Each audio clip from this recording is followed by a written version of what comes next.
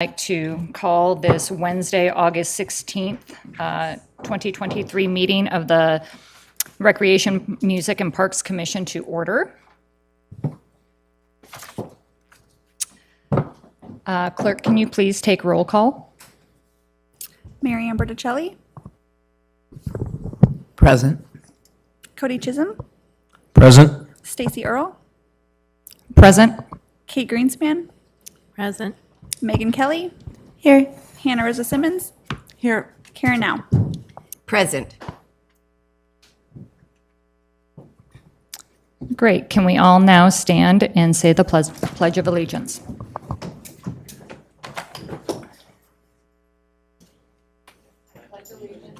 To the flag of the United States of America and to the republic for which it stands, one nation, under God, indivisible, with liberty and justice for all.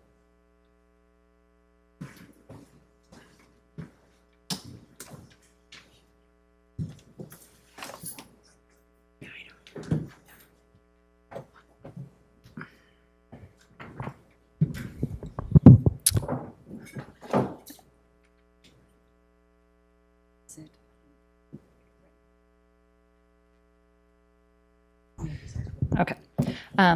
Clerk, I'd like to ask if there are any general public comments besides the one from Susan Kirks that was added to the agenda. That is the only one, Chair. Great, thank you. And I would like to approve the minutes from last month.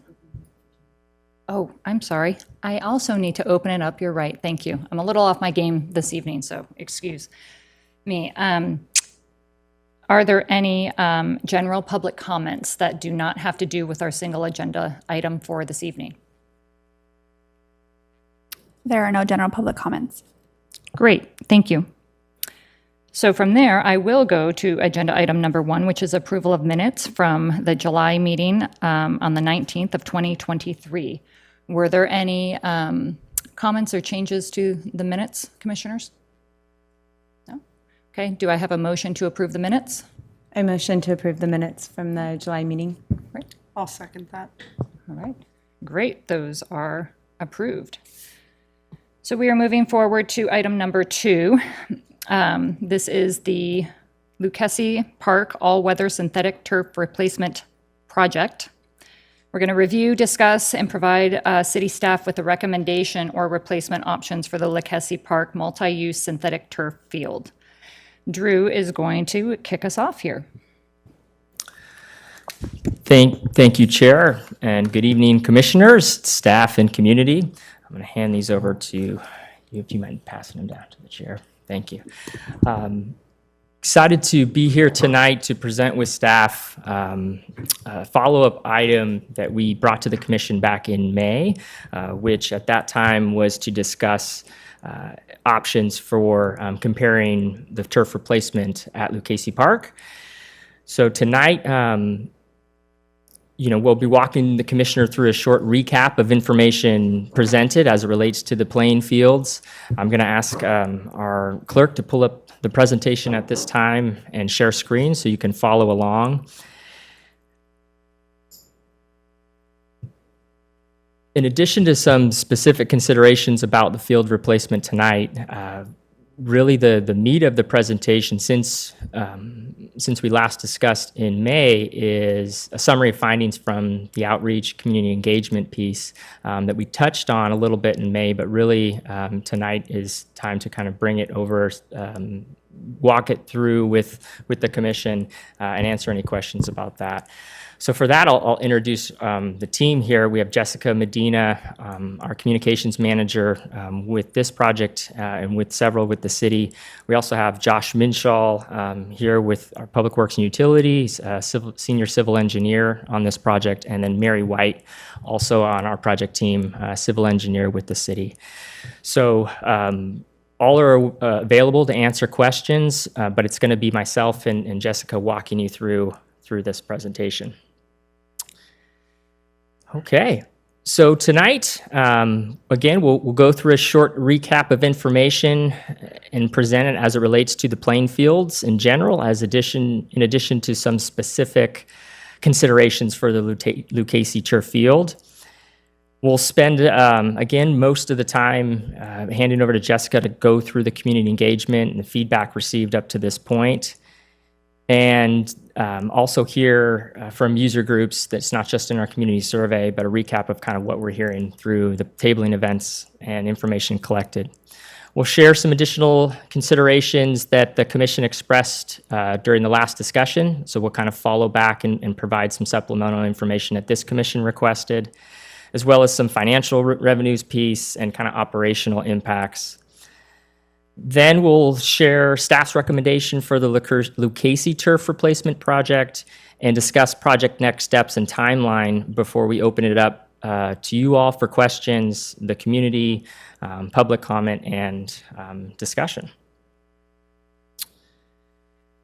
Thank you. So tonight we're building off that May presentation, discussing replacement options. We're going to be reviewing the community feedback received, and ultimately we're seeking a recommendation from this commission tonight on how to proceed with the replacement of Lucchese's field. Excuse me. Next slide, please. Okay. So Lucchese's current turf field was installed in its original form in the year 2000. Lucchese's current field was last replaced in 2010. It has surpassed its 10-year expected useful life cycle and is in need of replacement.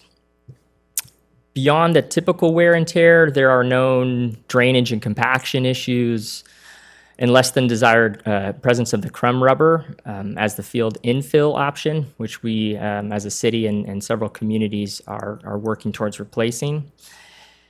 On the brighter side was a recent installation of the new field lighting.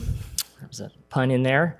The LED upgrades completed last year really brought better quality lighting, energy savings, and overall more efficient operations. So when you're looking at current conditions, it's important to note that there's some investment there since 2010. Next slide, please. Staff primarily evaluated 3 options for a field replacement. These include the most commonly found, which is our natural grass ball fields in our, not just our inventory, but more commonly found throughout communities in our region. The second being a synthetic all-weather field option, and a newer concept of a hybrid field that's been floated more recently. If you haven't already, I do encourage folks to take a look and pour into the details more of the 3 options in the staff report. We'll go over through some of those kind of comparisons in the next few slides, but more information, especially within that report attached to the agenda. So before going into the comparisons of the natural grass and synthetic, wanted to quickly touch on the hybrid stitched in fields option, or the SIS fields. So more information is available in the report, but again, researching the availability and kind of constructability of these fields with the team, there's no doubt it's a very intriguing concept. Installing a SIS field was not found to be feasible for a number of reasons for this project. Primarily we're going to be watching kind of as the technology evolves, but it really, we have a lot of great deal of uncertainty, not just on having a really expensive, cost-prohibitive installation, but also having a very expensive, cost-prohibitive maintenance program. And then there was a lot of questions about and concerns about the specialized equipment required to maintain fields, and really installing a system that would still have to be monitored and regulated as far as the use on that field. It also it requires an installation of a new natural grass sand-based field that requires considerably more water. So really there was a lot of uncertainties, but a lot of concerns that staff had in looking through that. Trying to find comparable options, we couldn't find any options in municipalities. There was roughly about 10 of these so far installed in the United States. So I think it'll be interesting to see kind of how this plays out. But these are fields that are high performance fields used at stadiums and semi-pros, et cetera. So going to be looking, it'll be interesting to see kind of where the technology goes, how these fields hold up, seeing if they can get the maintenance to a point where we're able to kind of pursue that for public options. But at this time, we're really going to focus on the comparison between the synthetic and the natural grass fields. Next slide, please. My apologies for those in the audience, and if we can read these bullets. This is, again, kind of available online. My apologies, it's a text-heavy set, but these next two slides are really just trying to be a side-by-side comparison of some of the primary benefits and challenges for both natural grass playing fields, and then we'll switch gears and talk about synthetic options. These lists could be long, they could be extensive. We really presented what we felt were those that should be considered most for as it relates to our communities and this specific project. We know the benefits of natural grass playing field in the sense that they include biodegradable components and natural clippings. They're generally cooler fields. They have the potential to have lower costs, installation costs, and expanded multi-use could also be a benefit depending on the location. You could have special events, you could bring in dogs, you could do other things on these fields, whereas synthetics are a little bit more prohibited. So again, this was presented back in May, but really kind of updated and refined tonight to kind of spotlight those considerations. Just touch on the challenges and limitations for natural grass playing fields. Not just Petaluma, but cities struggle to secure these fields with fencing. So if to limit play is a challenge, maintenance really is a challenge. The ongoing field striping presents another challenge or opportunity depending on how you look at it, but it's a cost that you have to consider. The uncertainty around droughts and drought restrictions, some things are out of our control. So as we look to install fields, replace fields, acquire new land, develop fields, we always need to have those considerations in how we develop land to the best that we can. Next slide, please. So switching gears, looking at the all-weather synthetic turf field options. Again, those benefits are, lower, obviously, water conservation costs, but most of them stem from the fact that you can offer year-round play.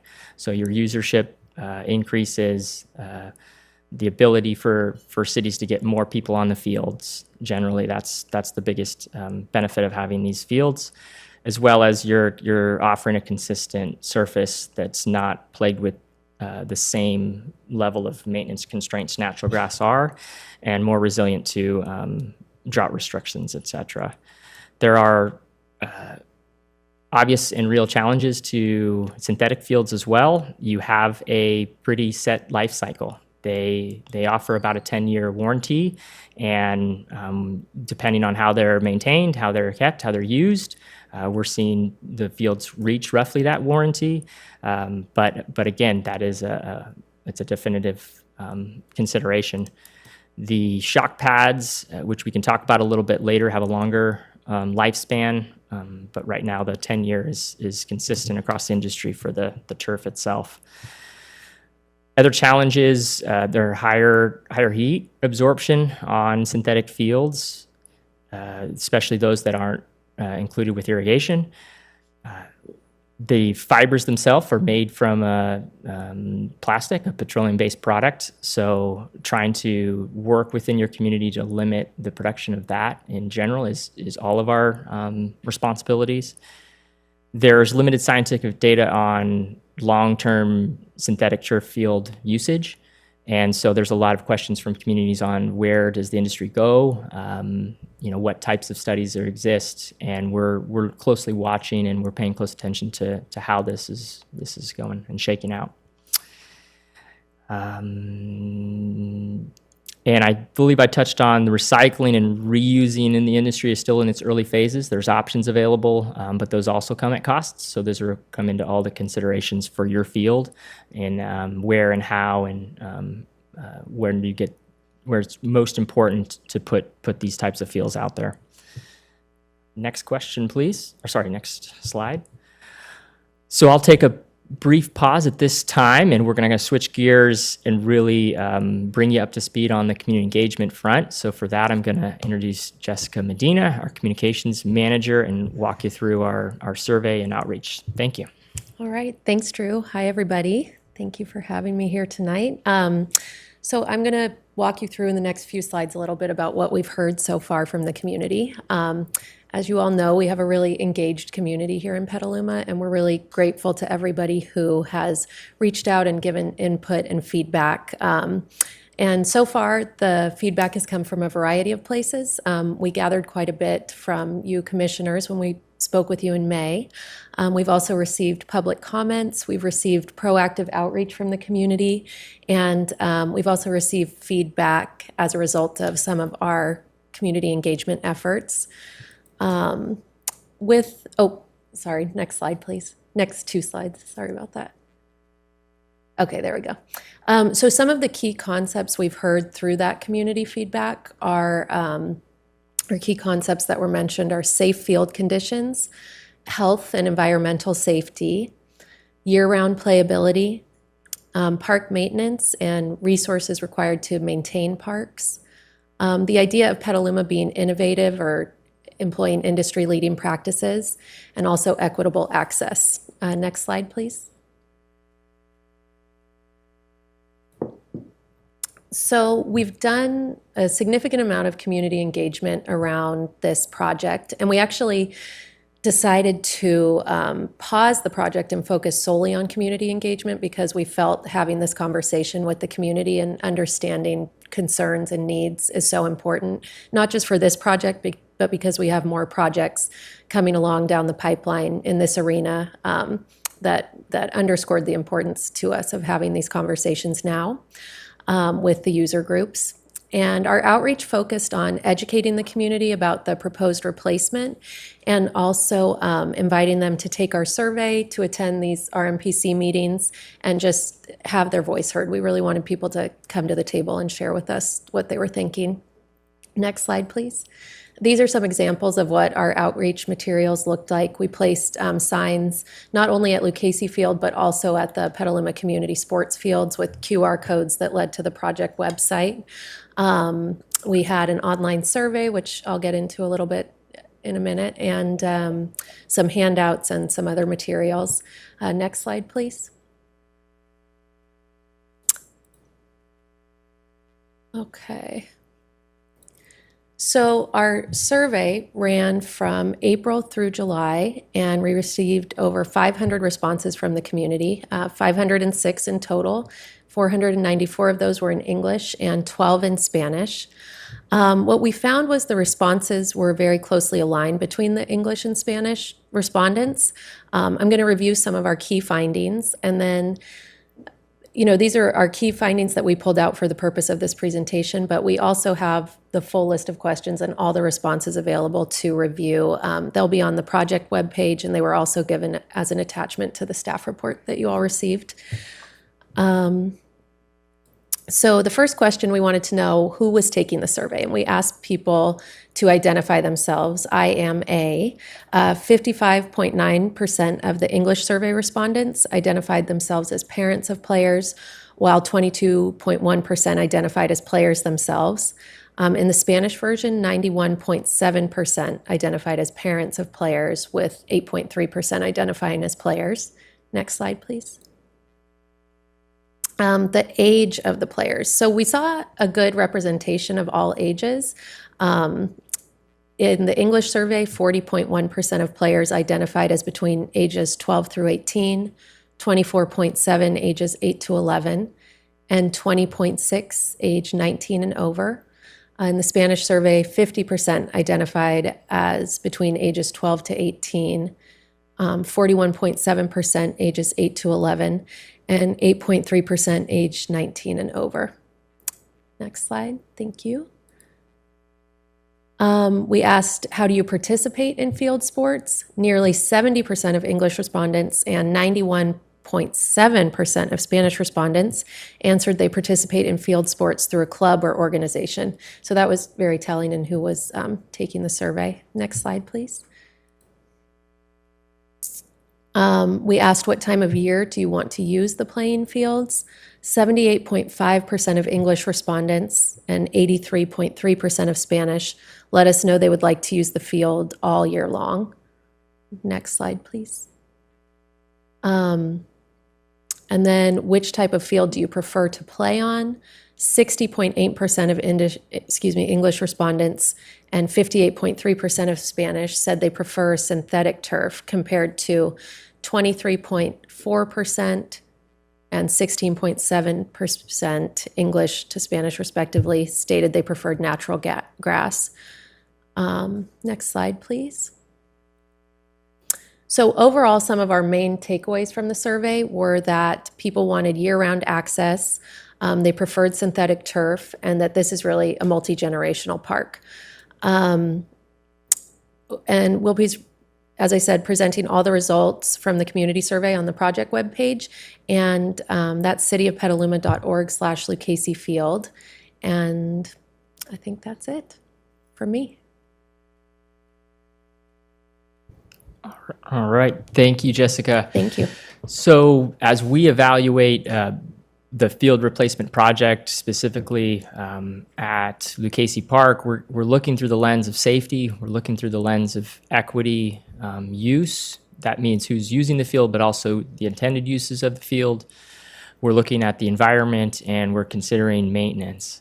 So it's important. This isn't really unique to the Lucchese Field project, but it has important elements and pros and benefits to each one of these. So you really do take it as a total, but we're looking through and answering these questions as we consider all the options for Lucchese Field. Next slide, please. So there were some additional considerations that were brought up from questions from either the community or the commission shared during last meeting. It's important, I think, to share and to point to the staff report around an overview of park permitting and field revenues. I'm just going to go just briefly and touch on all of the City of Petaluma Parks and Recreation services or fees that are collected for services or park permits are collected into the city's general fund, with the exception of field rentals and all-weather synthetic turf fields. So when there is a rental at a synthetic turf field, those fees are collected and goes into a turf replacement fund that was established when this commission was in the process of moving forward the city's first synthetic turf field and grappling with the question of, knowing it has a 10-year life cycle, what are we going to do to make sure that we have capital at the time of replacement? That's why the fund exists. And we use monies from that fund solely on the field replacements itself. Everything else is general fund. So in the staff report, we're really using 2022 as a benchmark year for any of the kind of permit fees or revenues as we look at this. So in 2022, the city received roughly $88,460 from field rentals out on the synthetic turf fields.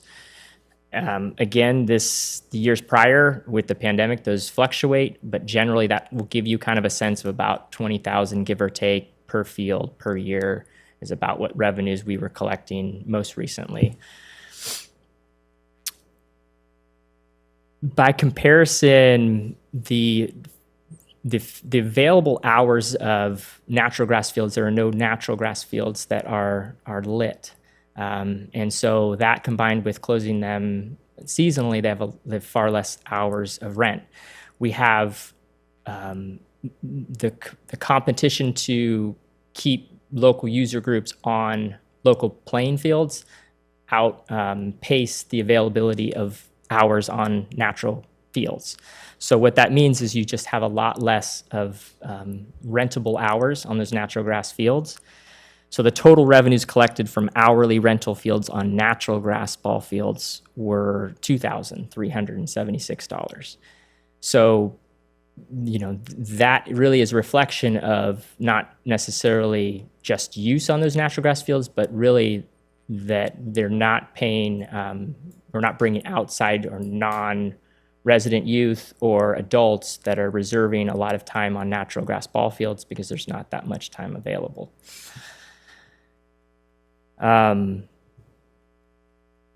let's talk about the resident youth fees. The city council has an adopted fee schedule. That's where all of our fees list, from swim lessons to Tai Chi to your vial of ibuprofen on an ambulance. It all lives on a fee schedule that's approved and reviewed annually by council.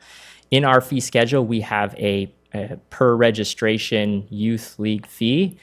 This was established again at a time when there was significant cuts to the city's parks and facilities maintenance budgets. This was not unique to Parks and Rec. This was happening across the board. The need for ball fields, playable, well-maintained ball fields, was always there. So in order to help close that gap, City of Petaluma largely relies on a lot of volunteer and resources and equity to manage and maintain playing fields. And so instead of an hourly rate, local groups have a per head registration fee assessed annually, and that ranges between $9 and $11, subject to change every year, depending on the sport. So soccer and lacrosse is the 11, and then baseball, softball sports are the 9. Now, there's some nuances to that. There's some sports that fit kind of in the gray. There's, boot camps. There's things that you treat a little bit differently. But those are kind of the lion's share of those resident fees. That you sign up for a season, those fees are applied. So using the 2022 registration records, indicate that approximately 2,800 youth participating on public ball fields. So this wouldn't include groups like the Petaluma National Little League, who play primarily on city school fields. But these are the number of participants playing and utilizing public ball fields. Across 8 youth organizations, applying these fees would bring in an additional $28,758. So you can include that with the 2,000 from the natural grass ball fields and roughly look at that as one way of seeing what the city could potentially earmark from revenues collected from public ball fields, natural grass. We also were asked to look at just general park and special event permit fees. I think that's something we as a commission haven't looked at before or discussed, but in 2022, the total permit fees collected for special event permits, we refer to these as, these are your picnics, these are your barbecues, these are your family birthdays. The total permit fees collected was $36,926. And this really breaks down, 80% of these fees are collected at roughly 5 parks. McNear, followed by Lucchese, followed by Walnut Park, followed by Leghorns Park. Those are essentially collecting about 80% of the total fees. Then it kind of goes down from there. Another consideration wanted to talk about is tournaments and special events. This is an area that as more and more teams move into year-round athletics, the availability of all-weather fields has allowed the city to host several tournaments. We are now currently hosting between 10 and 14 multi-day tournaments here in Petaluma. There are the direct revenues from rental fees that are roughly around $20,000 a year, but it is often the indirect fees that the city incurs through people staying in hotels, eating at restaurants. It's the sales tax as well that communities are looking for when they invest in facilities that are able to host tournaments. Your ability to have lights is pretty critical for that, as well as a lot of the need is in those off-season hours as well, when groups are not in their traditional seasons.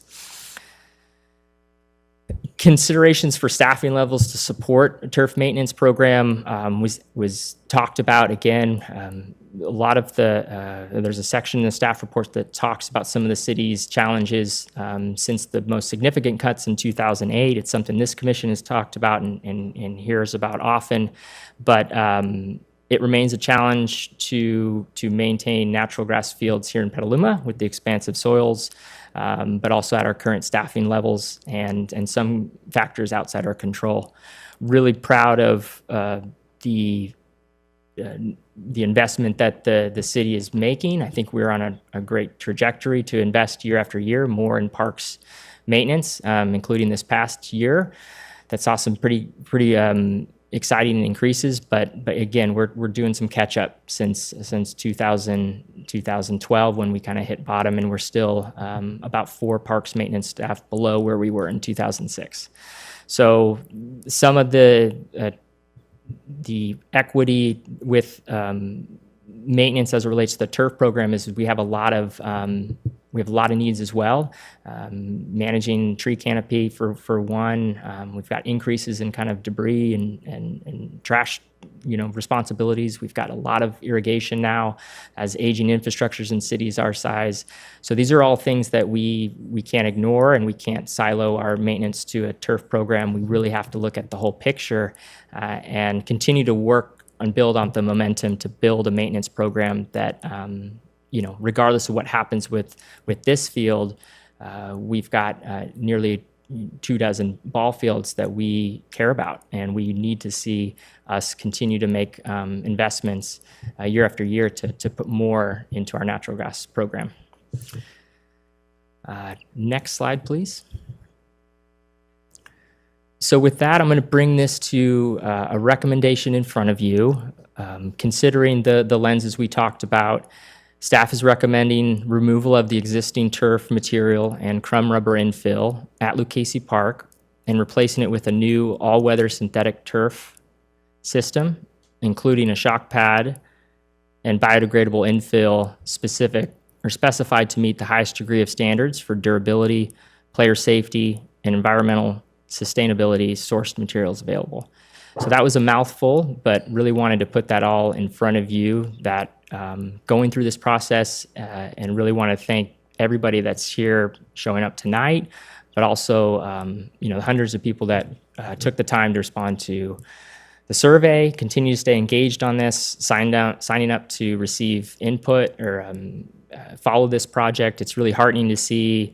Regardless, again, the decision, it's heartening to see this level of engagement in the community around this. And as you look around, I really think Petaluma can lead in just having this forum. So with that, I will hand it back to you for questions, and then we'll open up public comment. Thank you. Okay, so at this time, I would like to invite commissioners to ask clarifying questions. Commissioner Greenspan, I'll start down there.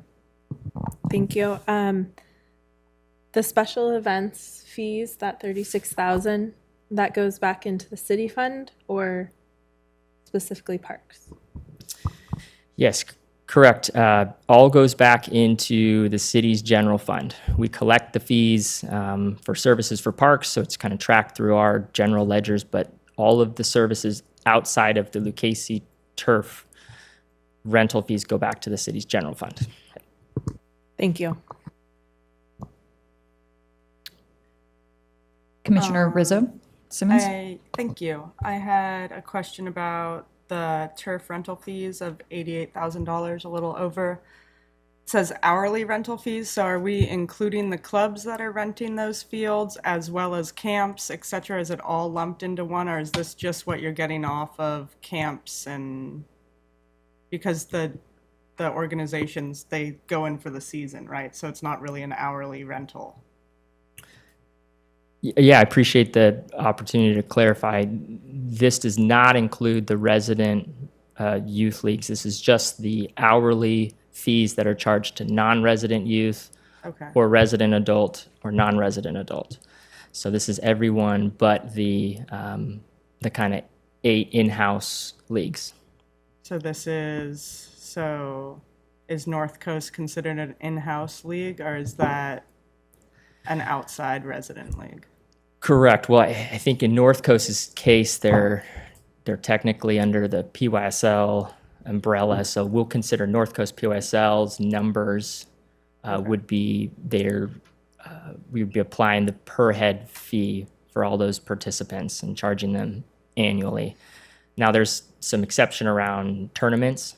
Yeah. So sometimes they host tournaments and they would be responsible for picking up large amount of time, rent or light fees, et cetera, on tournaments. But there's, I don't know if 2022 was a great baseline year from that. I think the local leagues are kind of getting back in to the tournaments, so we'll see.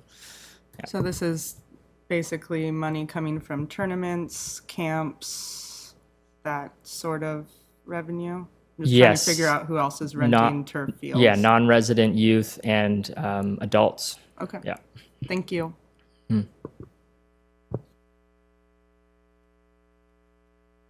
Any other clarifying questions?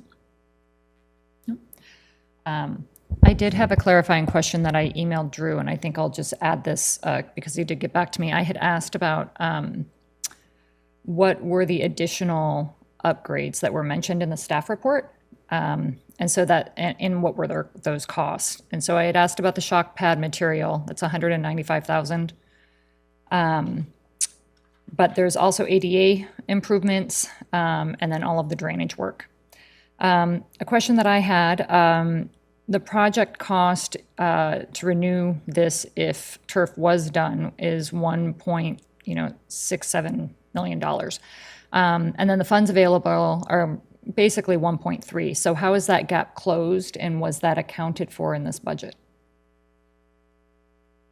Like, where's the money coming from? Yeah, I can bring up our project engineers. I'd have to look at the project budget, but did this have an undetermined amount, or did it have was it fully funded as written? Can you come up to the mic? Yeah, and this is Josh Minshall, our senior civil on this. Hi. Yeah, we had it funded for the on the 1.6 and get back to you. But I do know that the construction costs were covered. I'm not following. The So the 1.3 were covered, right? Yeah. But then, well, how do we go? Where do we get $300,000 from? Looks like Or Measure 3 M. million, sorry. Pardon? It looks like they have Measure M in here is where they're getting the $382,000. I think, oh, did I miss that? Oh, okay, I now understand. So maybe I misread that, hence why we have clarifying questions. Okay, I understand now. So the 1.3 was already from the general reserve fund, and then the other is coming from Measure M. I misread that. Thank you. That's No, why thank we you. have these, Thank you right? for clarifying. Thank you, Josh. Yep, That's it's why important we to find have that. My only other clarifying question is, in thinking about the issue with plastics, has the department thought about identifying other parcels of land that could be used in the future for transitioning away from plastics for other fields to have more grass fields, essentially? Has that been something that has been looked at? Yes, I think this is an exciting time with the general plan update. That's those conversations are happening right now, and we're at that point, probably within the year, where we start bringing items back to this commission to look at.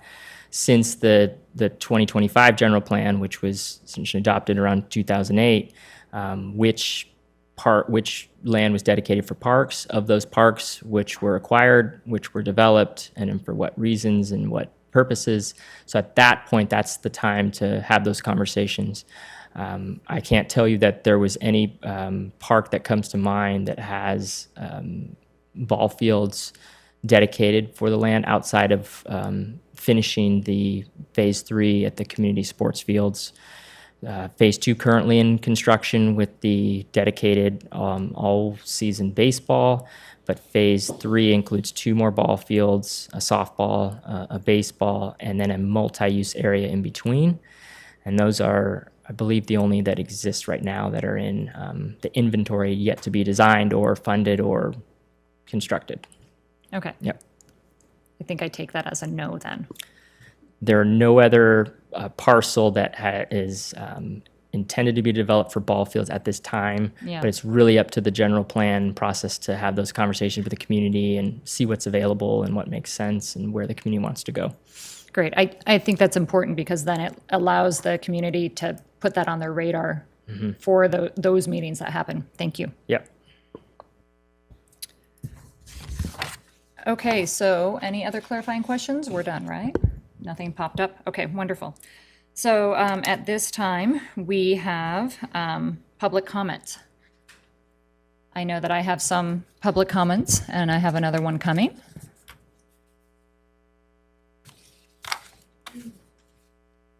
Thank you.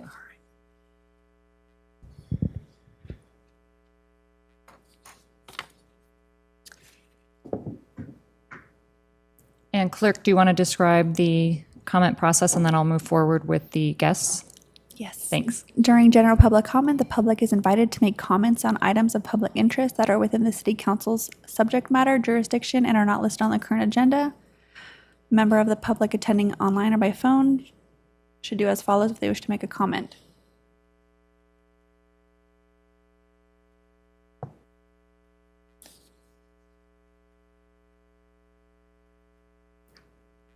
Good.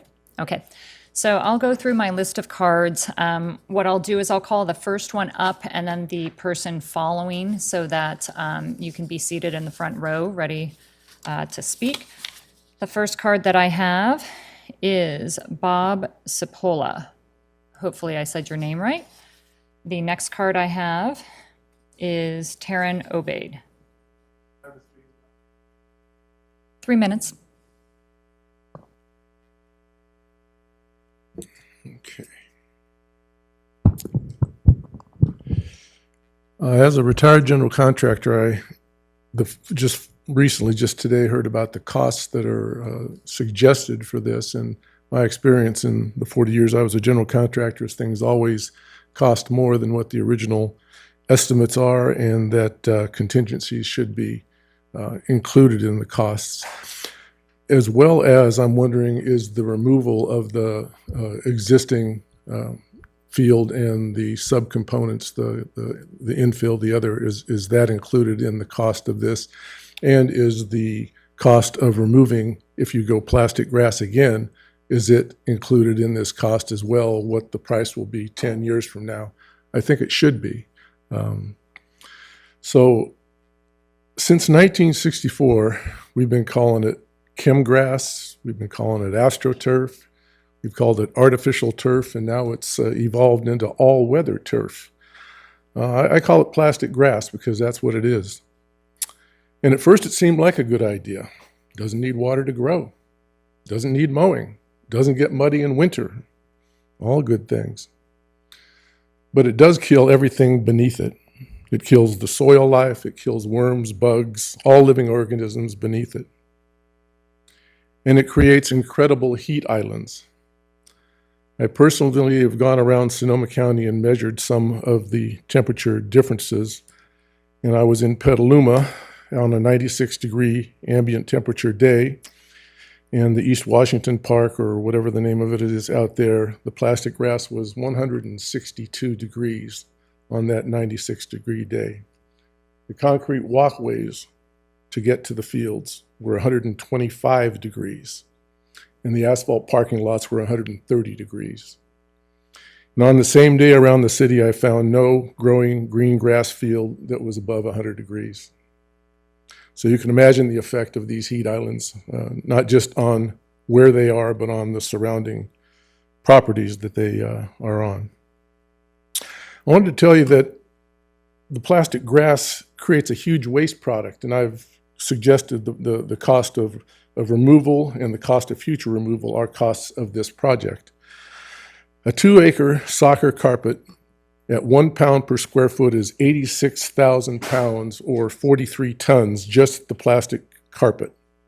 The infill materials add about 3 times that amount, and you get to replace them every 8 to 10 years. And now the plastic grass costs include the substructure preparation. They include the disposal, as I've mentioned, in 10 years, and it keeps us on a cycle of replacing it again in 10 years and incurring those costs. So the alternative I see is to make Lucchese an experiment. I'm sorry, your time has expired. I was unsure if that was me or clerk calling you on that. Thank you.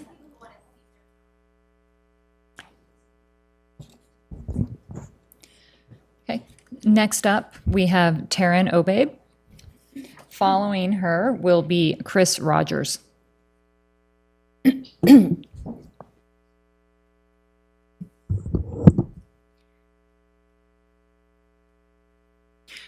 We want safe soccer for our children. This climate emergency issue is really about staffing. We should not be talking about a choice of toxic grass or no soccer. Millbrae stopped toxic microplastic installs, declaring it a quote-unquote current and immediate threat to public health, safety, and welfare of residents.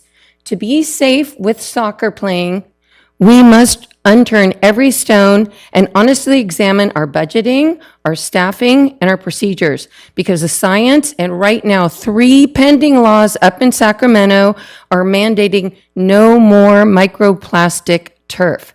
The issues that I see with the materials tonight are, number 1, social justice. The basic tenet of social justice is don't stick the underserved with health, pollution, or heat island hazards. For the staff report to insist that it actually means exposing them year-long to toxic exposure is illogical. The survey, unfortunately, neglected to collect or analyze data about awareness of the health risks with the carcinogenic PFAS. So that's unfortunate. Usage issues, the analysis says that grass is shut down for 45 days for maintenance, in addition to 45 days total for rain and following rain. Does that mean that we're mowing the lawn all day, I'm wondering? And for plastic, it actually has to get shut down when it has natural fill because it floods when it rains. Just go to Casa Grande artificial turf and you will see that. The major costs of plastic turf that aren't mentioned are it is not truly recyclable in the U.S. It really isn't. It's incinerated, but that's not recyclable. It's huge landfill impact. It must be shipped to be recycled in Europe, if that's even legal. I don't know if we can ship toxic garbage. You can't outside of the Eurozone, I know that much. And the University of Massachusetts Institute on Toxics estimates the cost of a typical 85,000 square foot soccer field is between $550,000 and $663,000. Staffing is the problem. Our city has 4 less parks maintenance staff than we allocated just 5 years ago. We're understaffed right now. What about how many school soccer fields are available for rent in our city? I counted through Google Maps, there are 6. Do we partner with them? What about a city school district partnership for more soccer fields? What about restructuring the fees? I'm sorry, I just realized that your time has ended. Thank you. Next up is Chris Rogers. Following Chris will be Piper Primrose. Good afternoon, Council Member, Chair, and Commission. Chris Rogers. I'm the Executive Director for Sonoma County Conservation Action. We are here today supporting natural grass for this project for 4 specific reasons. 1, plastic grass has no ecological value for your community. It doesn't provide any type of protection for birds, bees, butterflies, pollinators. And as was mentioned before, the impermeable surface does nothing for the ground under it, nothing for your ecology. It creates a giant warm spot that not only contributes to the heat island effect, but actually makes it more difficult for your wildlife and your animals to survive. 2, the staff report is wrong. Synthetic turf plastic turfs actually are not safer. The NFL Players Association right now is in a huge fight with their own teams over the safety of synthetic turfs versus natural grass. They've seen a huge increase in injuries as a result of both the lack of bounce, I think that's a technical term, on plastic surfaces, as well as the contribution of the heat island effect playing on a surface that is more damaging to ligaments and to your knees in particular. 3, the added cost. I don't have an updated number, but I'm sure Mr. Halter can help me out here. As was mentioned, this is not a recyclable surface. We have a finite amount of space that is in the county landfill. And while I can appreciate the concern of a few $1,000s every single year in rental fees, the cost of contributing to the landfill and having to open a new one actually is in the tens of millions of dollars to locate, site, acquire, and build a new landfill. We have to do everything we can to divert from the landfill. I want to appreciate the 5 of you who have reusable bottles at the dais. I know that means that you understand that concept very well. And then finally, the reason that we're really in support is we know that plastics don't go away. Microplastics break down, get into our waterways. Every single piece of plastic ever created is still around today. There is no way to get rid of it. New studies have shown 70% of breast milk that was tested had microplastics in it. We know that this is a toxin that is making its way into our kids' bodies. We don't need to create additional plastic use that is going to be a shorter term than natural gas. It has associated impacts with it as well. Over here on the wall, it asks, what does Petaluma want to be known for? Right in the middle is a giant word that says sustainability, with everything driving from there. This is an opportunity for you as a commission and as a council to really push forward and say, we're going to choose the sustainable path. We're going to go with natural grass, not contribute to existing environmental impacts that we already know. Thank you, Chris. Piper is next, followed by Lendry Purcell. Hello, I'm Piper Primrose with Non-Toxic Schools in Novato. And I, too, would like to say that plastic turf is not the answer. You will never reach any sustainability goals if you continue to install them, not to mention the lawsuits and laws that are coming down the pike around this. People are also, one other thing is people are concerned with the playtime that fields can handle. One thing was mentioned that plastic turfs here are used more often. I do believe one of those reasons is because some of the plastic turfs have lighting for nighttime use. So looking at, there's other factors that weren't considered. Also, children under the age of 18, they need adult guidance. So their opinion on a survey like that really does not amount to much. And many of them haven't even played on natural fields. And who is filling out the form for a 0 to 7-year-old? People are concerned with playtime, as I said, that fields can handle. And under the false impression, a lot of times, that synthetic turf can be played on all day, 365 days a year, which is untrue. Plastic turf fields get extremely hot, even those with so-called cool infill technology. So hot that, in fact, in the past few years, 5 fields at LA Unified School District had to be shut down because the turf was melting on players' cleats. And in Texas, turfs have been shut down because they were actually melting players' cleats. And you can find these articles all across the internet. Studies have shown that the heat from artificial turf and the water vapor created by attempts to cool the turf using sprinklers can and have caused heat exhaustion and even heat stroke to players. This has become such a problem that there are now localities not allowing children to play on plastic turf during the day. That drastically cuts down in their use time. This issue will only get worse with extreme heat in our future. Luckily, though, I'm here because there is a solution. We do not need to have either poorly maintained natural turf fields or unsustainable and hazardous plastic turf. The answer is organic management of our lands. Now, organic management has taken off across the country in communities that care strongly about public health and sustainability. In California, the method has been used with great success in Irvine Unified School District, Pepperdine University, and at UC Berkeley. Novato is taking the lead on this in the North Bay with a pilot project to transition 3 of their schools' fields to organic land management. The project will demonstrate that we can have durable, lush, drought-tolerant, and non-toxic natural turf fields with our climate and conditions by improving soil health and avoiding plastic or synthetic chemicals. And all of that costs less than plastic turf installation. And you Thank you, Piper. Thank you, Piper. Next, we have Landry Purcell, followed by Annie Stewart.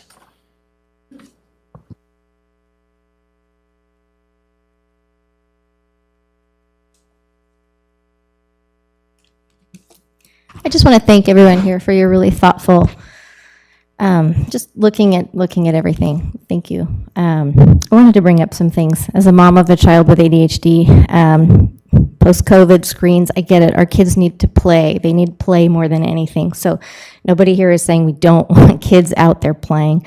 We just want them playing safely. I just wanted to point out 2 days ago in the Journal of Environmental Health and Science, a study came out about microplastics being found in human heart tissue. It's everywhere. Today, New York Times, giant article, forever chemicals are everywhere. What are they doing to us? Focus on PFAS in that article. I was part of an environmental working group study recently, my house, city water, to look at PFAS in Petaluma city water. They did a sampling of communities around the country, and I'll tell you it was not good. I'm not allowed to disclose the result. Actually, I am as of today, I think. But we have PFAS in our water. We don't want our kids to have more of this stuff. Can you guarantee that you can get us a plastic field without PFAS? That would be interesting. I think it's really hard to do that. I just want to make sure, whatever decision you come up with, that we looked out of the box and no stone was left unturned. I wondered if Drew and Cindy, if you guys are going to the city manager, if you're going to council and begging and saying, we need more staff, because it just sounds like you do. You guys, it just seems so clear. And maybe politically it's not good to ask for help, but I think in this situation, our kids need help. They need your help. They need safe fields. And right now the natural fields aren't safe. And I have to wonder, was gopher wire ever installed under the natural fields? Because if they were done wrong from the gate, it's really a false choice that's been created, that's been quoted in the paper, that PYSL has been telling all these kids that they asked to fill out the survey, to say that our natural fields stink when they were done improperly from the gate with no gopher wire, and then you don't have enough staff to maintain them properly. The whole thing is skewed. The survey asked, do you want state-of-the-art plastic grass or natural turf? Or natural. I have a hard time with this whole thing because I feel like you guys desperately need more staff, and I hope that the powers that be are asking for that, regardless of how hard or how embarrassing it is to ask for help. Our kids deserve safe play, and more than anything right now. And this training, okay, on September 28th, your staff was already invited, all your maintenance staff, to a free training that happened this summer. I don't think you were given a lot of notice. Luckily, a bunch of nonprofits are putting in $10,000 for a free training in Petaluma. We're trying to get it at Lucchese at the community center. A 2-day training. It's worth, I think, $600.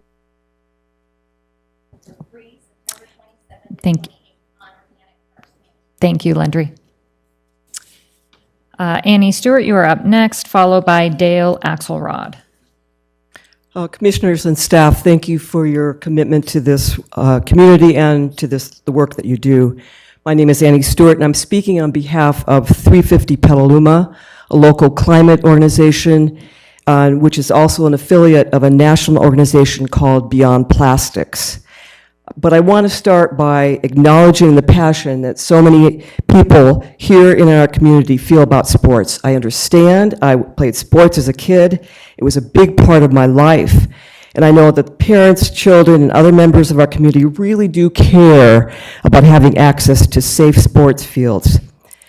I'm also passionate about health and safety, but I fear that some are focusing on potential problems related to natural grass, to the neglect of all the risks that have already been mentioned by other speakers. Risks from high heat, risks from toxic chemicals, risks from microplastics, risks from plastic incineration and overflowing landfills.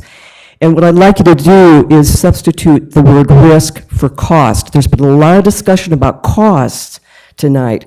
Think of those risks as externalized costs to our communities. And just because we can't see some of these risks, like we can see a sprained ankle, they still do exist.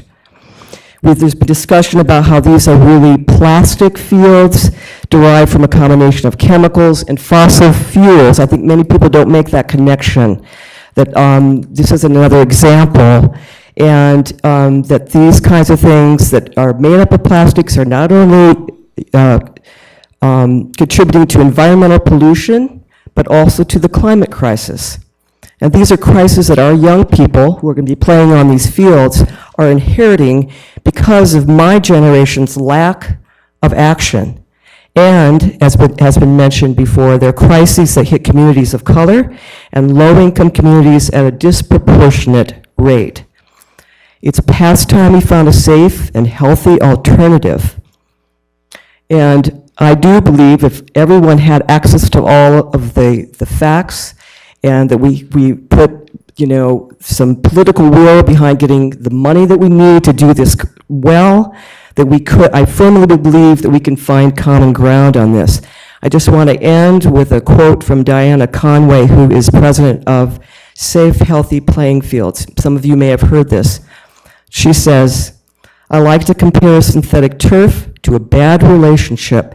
It gets dangerously hot, it's toxic to everyone around me, it's unsustainable, and it's really hard to get rid of." Thank you. Thank you very much. Dale, you are next. Thank you. Committee members, Dale Axelrod, Petaluma resident. I sent everyone links and to an article that was first published in March by the Philadelphia Inquirer regarding the unusual amount of Philadelphia Phillies baseball players that played on artificial turf for many years, and the amount of brain cancer that was resulted in, I think it was 7 or 8 Philadelphia players. And I'm thinking that one of your bullet points that cited limited scientific assessment of the risks is something that should have been included in your survey. If the parents are definitely in favor of having their children on the fields and being able to pursue a healthy activity, if they had been made aware of the fact that there are some risks, whether their buy-in to preferring synthetic turf would have been changed, in their opinion. So I think, I believe in the precautionary principle, and until you can assure people that the thing is safe, I think that's a deal breaker right there, let alone the heat and sustainability components of this. So I'm against it, and I hope that the legislation is passed before City Council actually makes a decision on this, so that we can prohibit them at the state level. Thank you. Thank you. Next will be Catherine Dodd, followed by Neela Roy.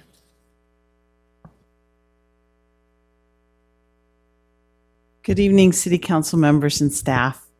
I'm coming to you as a registered nurse with a PhD who's been working in the area of environmental health for the last 3 years. And first I want to just comment on climate and point out that I am so proud of Petaluma that we eliminated gas stations. We sent a message across the country that we need to reduce our reliance on fossil fuels. And what you're voting on tonight is whether or not we should maintain and even increase a recurrent desire for fossil fuels in the form of plastic grass. I also want to point out that I've done work in the Central Valley where there's fuel fracking, and then in Richmond and other areas of our state where they produce petrochemicals. Communities of color live in those neighborhoods. So not only are you perpetuating the desire for fossil fuel plastic grass, you're perpetuating the dangers that those communities, which are almost entirely communities of color, live. And that's the larger issue that you're being asked to think about as appointed officials. All the health issues have actually been addressed, but I just wanted to say I'm compelled to re-mention them. Kids today are exposed to thousands of chemicals. PFAS, which is a class of chemicals, is lipophilic. It stays in your fat cells. It accumulates in your fat cells. It causes kids who get it, the CDC says it causes kids who get immunizations for the immunizations to not work. It is associated with liver cancer, and it's associated with reproductive health issues.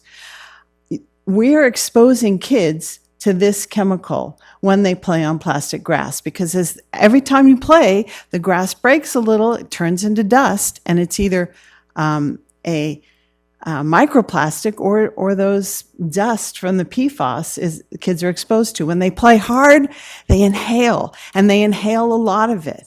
When they slide on hot grass, they get abrasions, they get burns, and the chemicals in the PFAS are absorbed.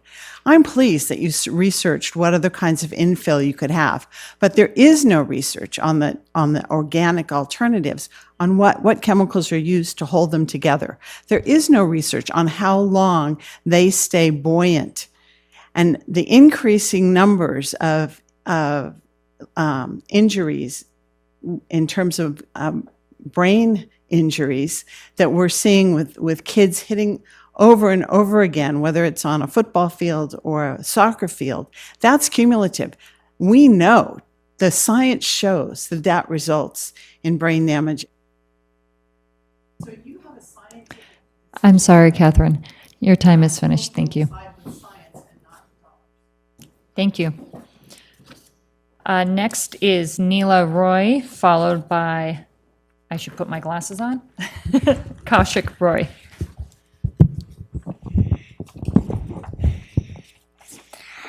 Hi, I wrote a speech, and it goes like this. Hello, my name is Neela Roy, and I live in Petaluma. Plastic is drastic.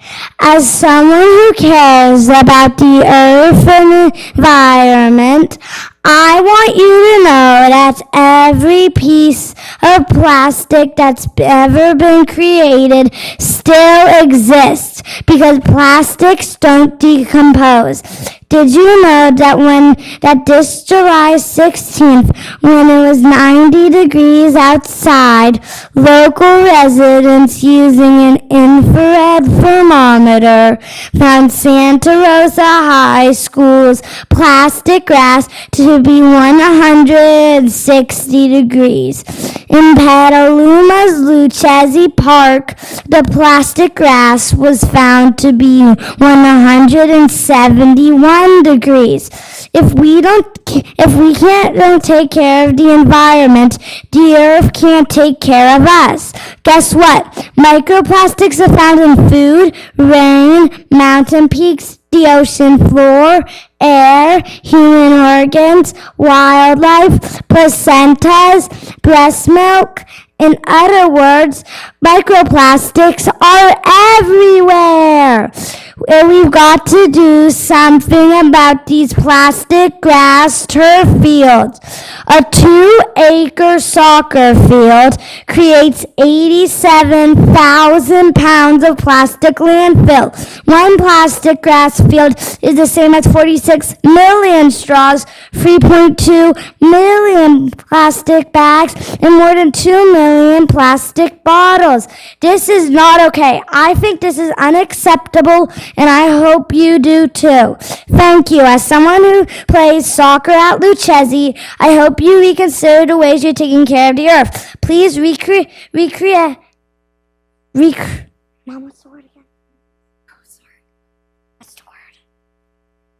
Recreation, Music, and Parks Commission. Vote for natural or hybrid grass fields. Thank you and goodbye.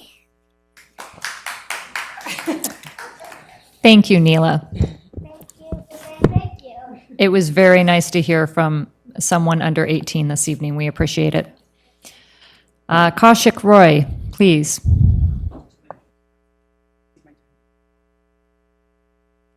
Oh, okay.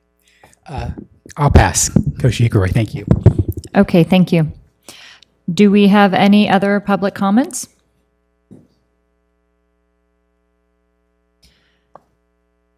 Right. Okay, I would like to open this up to the commission for comments. Would anyone like to start us off, or should I go by commissioner by commissioner?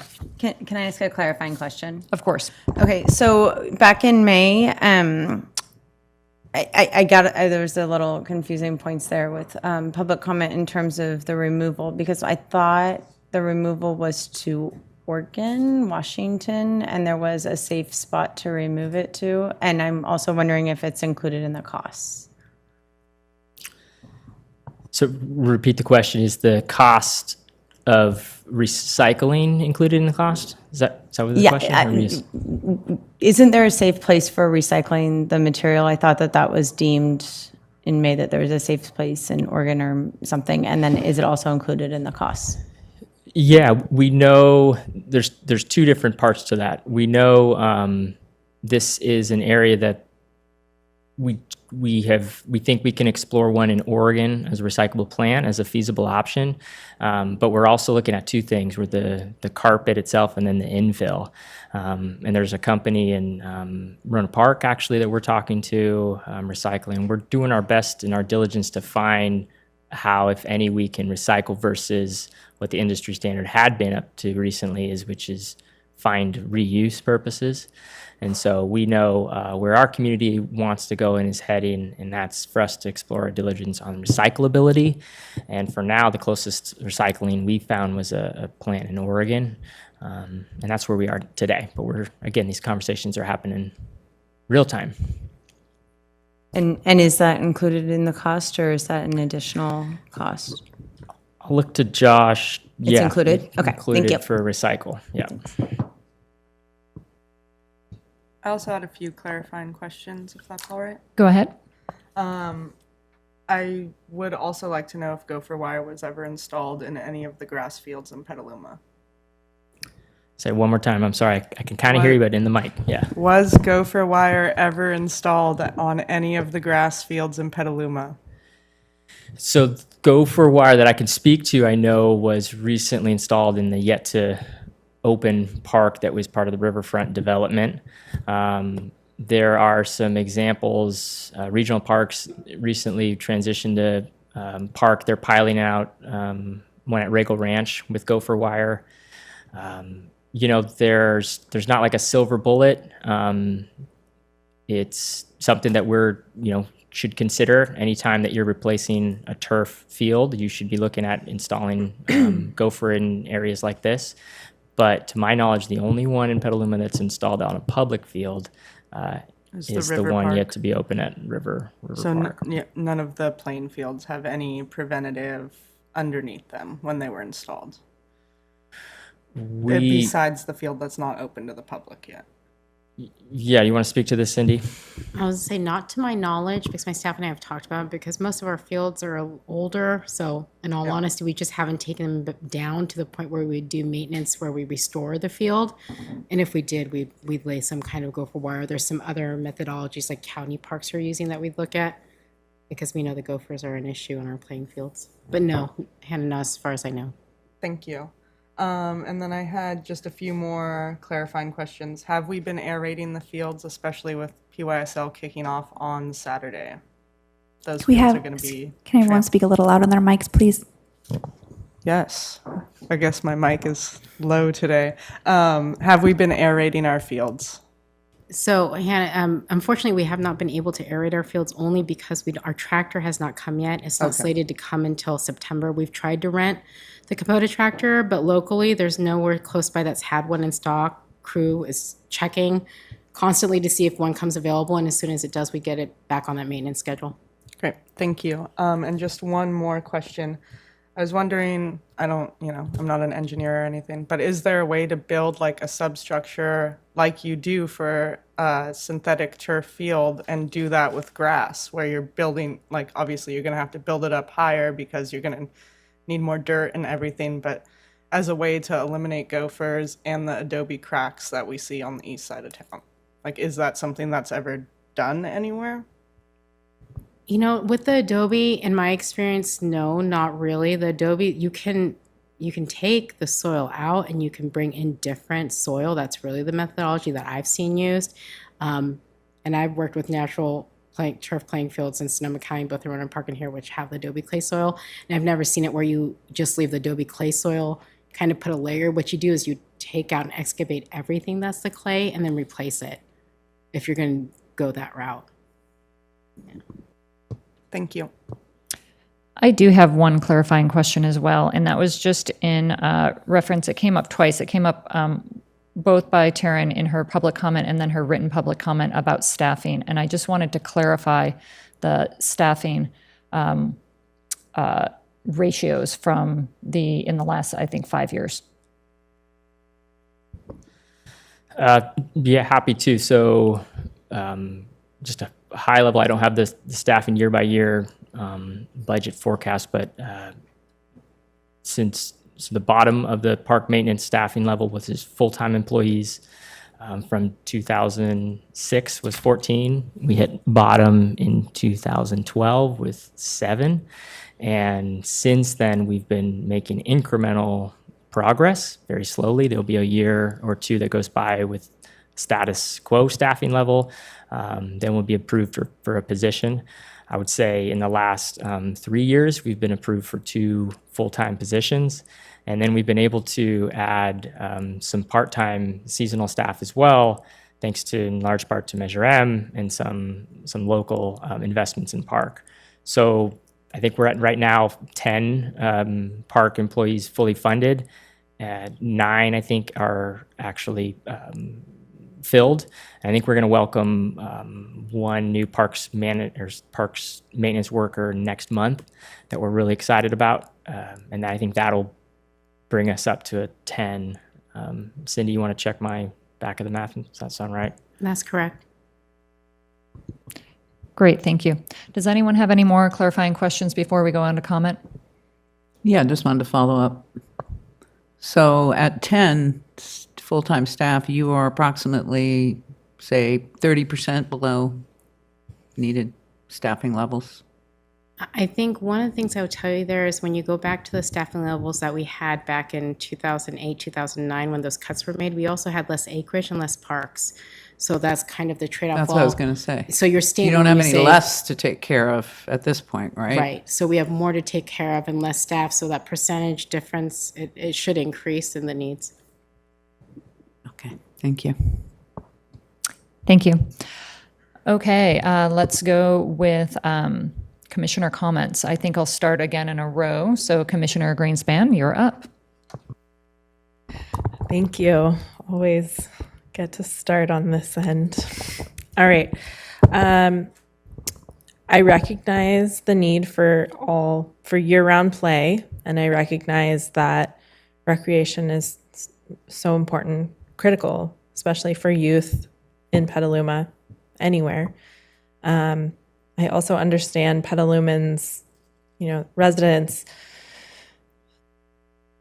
that recreate in our city have come to expect less than ideal conditions in playing fields. They're pretty much unplayable on our grass turf. And I I think that there is a lack of awareness about the potential health risk of the synthetic turf. The research on this is evolving. A lot of emerging news is coming out, and I myself was unaware of so much of this even 6 months ago. So I was really surprised on the survey. A lot of the respondents seemed to not take into account a lot of the health and safety components of this. A lot of the concerns about year-round play, all weather. I get all of those, but I think, taken with a grain of salt. All of that said, what is the most ecologically responsible option for us? That is what I keep asking myself. And our city council, the council goals that were listed in the staff report, I didn't see a big one, and that was, all of our climate concerns. So I think that economic considerations should not be put above the health and safety of Petalumans. I also think that this burden is being put on staff, our park staff. I mean, it's hearing these numbers and thinking about how, the clarifying questions that were just asked even highlight even more how much the lack of appropriate staffing is affecting our parks at large. And then these issues of having to make these really difficult decisions about updates such as synthetic turf. It's like, of course, that looks like the better option for us right now, maybe economically, but I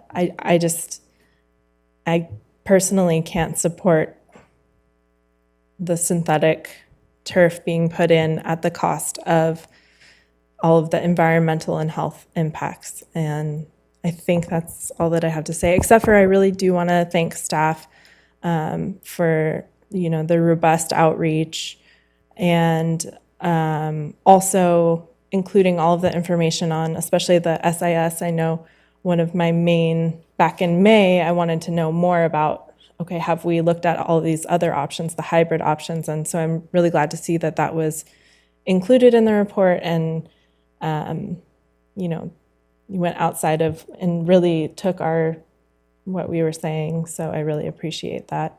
But that's all I have to say for right now. Thank you. Commissioner Simmons? Hello. I will get close to the microphone. Tilt it down slightly. That might work. Yeah, I know it seems weird. Is that how I do it? Okay. I just want to say thanks to Cindy and her staff. They just going out with them a few times in the last couple months, seeing all that they take care of and how understaffed they are, and that they're able to keep the parks as nice as they are is really amazing. So thank you, Cindy. In talking to Windsor a few weeks ago, they have 7 full-time staff.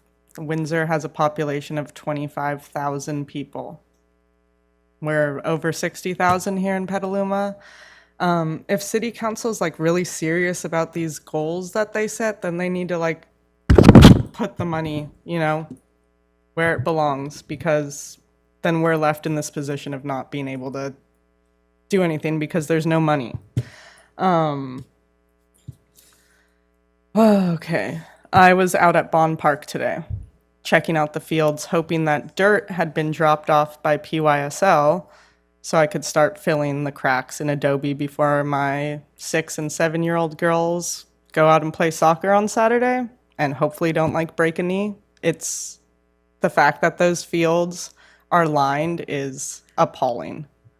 I sent Drew some pictures today. Not to mention the dog poo, right in center field as well, just adds that icing on the cake. But PYSL has not dropped off dirt. And so we have these youth, nonprofit partnerships, and we give them a great deal in hope for help maintaining fields. That was always my understanding. I know the Little Leagues do a great job of that. They have community there. They outsource teams to come in and help with the infield and do all the grass and everything. So I'm just wondering, like, if we're not getting that partnership through youth organizations, like, do we need to think about increasing rates so we're able to handle that as a city, or maybe even outsource it as the city? In the coaches meeting, I think PYSL said they had 2,200 participants this year at $135 a kid. So I think there's money that they can be helping the city maintain these fields. Dropping off dirt would at least be good. Last year we just got dirt without shovels or buckets. So we're out there with cones, like, trying to fill holes.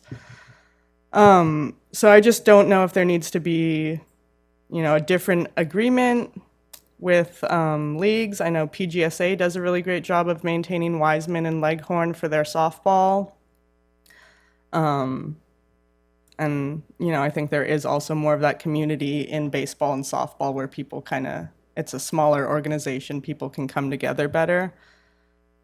But yeah, we need more staff. You know, it's this catch-22, because it's like, okay, we can say yes to a grass field, but I mean, we know what the grass fields look like around town. They're not, you know, when you're saying Wiseman is probably our nicest grass field, Wiseman looked like awful when I started playing on it pretty soon after it was installed. It always dipped. Prince is already wrecked. I was out there the other day. It's already tore up, you know, and we're going to be having games on there from 9 a.m. till 5 p.m. probably on Saturday, back to back to back to back to back. The nets aren't reinforced on the goals. So I just think there needs to be this better partnership. I don't know. I don't know what to say about any of it, really. But we need more staff, and unfortunately, without a turf field, I don't know where the kids are going to be playing. But then, are the kids playing safely if they're on a turf field? You know, it's just this back and forth. So that's where I'll stop my comments for now. Thank you. Thank you, Commissioner Kelly. Thank you. So thank you. Staff has been working on this for months, if not longer. So thank you for all the attention and the detail and bringing it all back to us after our questions last time. Really appreciate that. I do appreciate this being an opportunity to call attention to the lack of staffing. I will say, since I've been on the commission, as Drew pointed out, the years, we have seen the staffing model get better, but it's just not where it needs to be. And leaning on our council liaison to bring that to attention to the council and really support us in that need in supporting our staff. I hear all the health concerns. Neela, that was amazing, speaking like that way. And the health concerns. I also remember in our last meeting talking about the different levels of turf, and this is like the fourth iteration of it.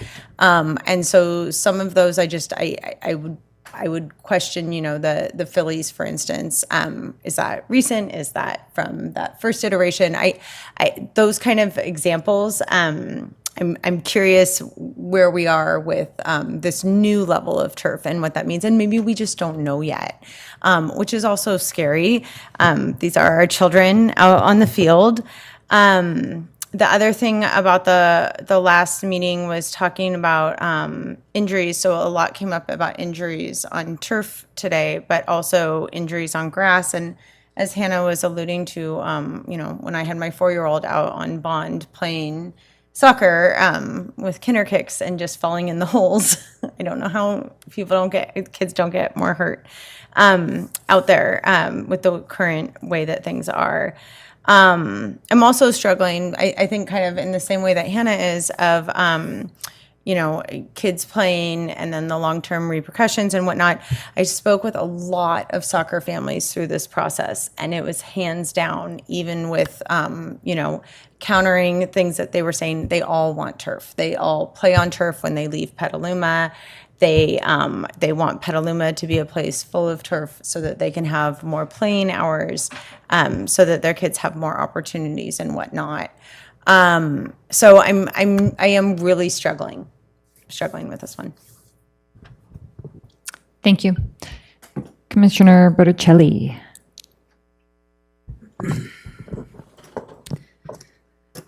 Well, I would also like to thank staff for all their work and bringing the information back that we requested. And I would like to echo some of the other commissioners' comments, the same concerns. Coming from a background as a gardener, a naturalist, I'm a California State certified naturalist, and just someone who's always been very intimately connected to the environment. I cannot in good conscience vote to cover, large swaths of the earth with toxic plastic. I understand that's, 79% of the people that responded to the survey were in favor of plastic fields, but they were all players and parents of players, which obviously that's kind of a special interest group. And just like we wouldn't allow even if there was a majority of the people that lived in Petaluma that said, yeah, we want to pour motor oil all over our parks because that'll kill all the weeds. Well, we wouldn't allow that because that wouldn't be good for the environment. It wouldn't be good for the other citizens of Petaluma. So I think we have a responsibility to look at the bigger picture and also to think about the future generations of kids that are going to be playing in Petaluma, future generations of other people besides sports players that will be using the parks. There are, I kept hearing about the challenges of maintenance, but that is a false argument. That is a situation that's been created by the lack of support from City Council with the amount of money that's needed for the Recreation and Parks Department to do the job that they're being asked to do. So I don't think that's something that should be used as an argument.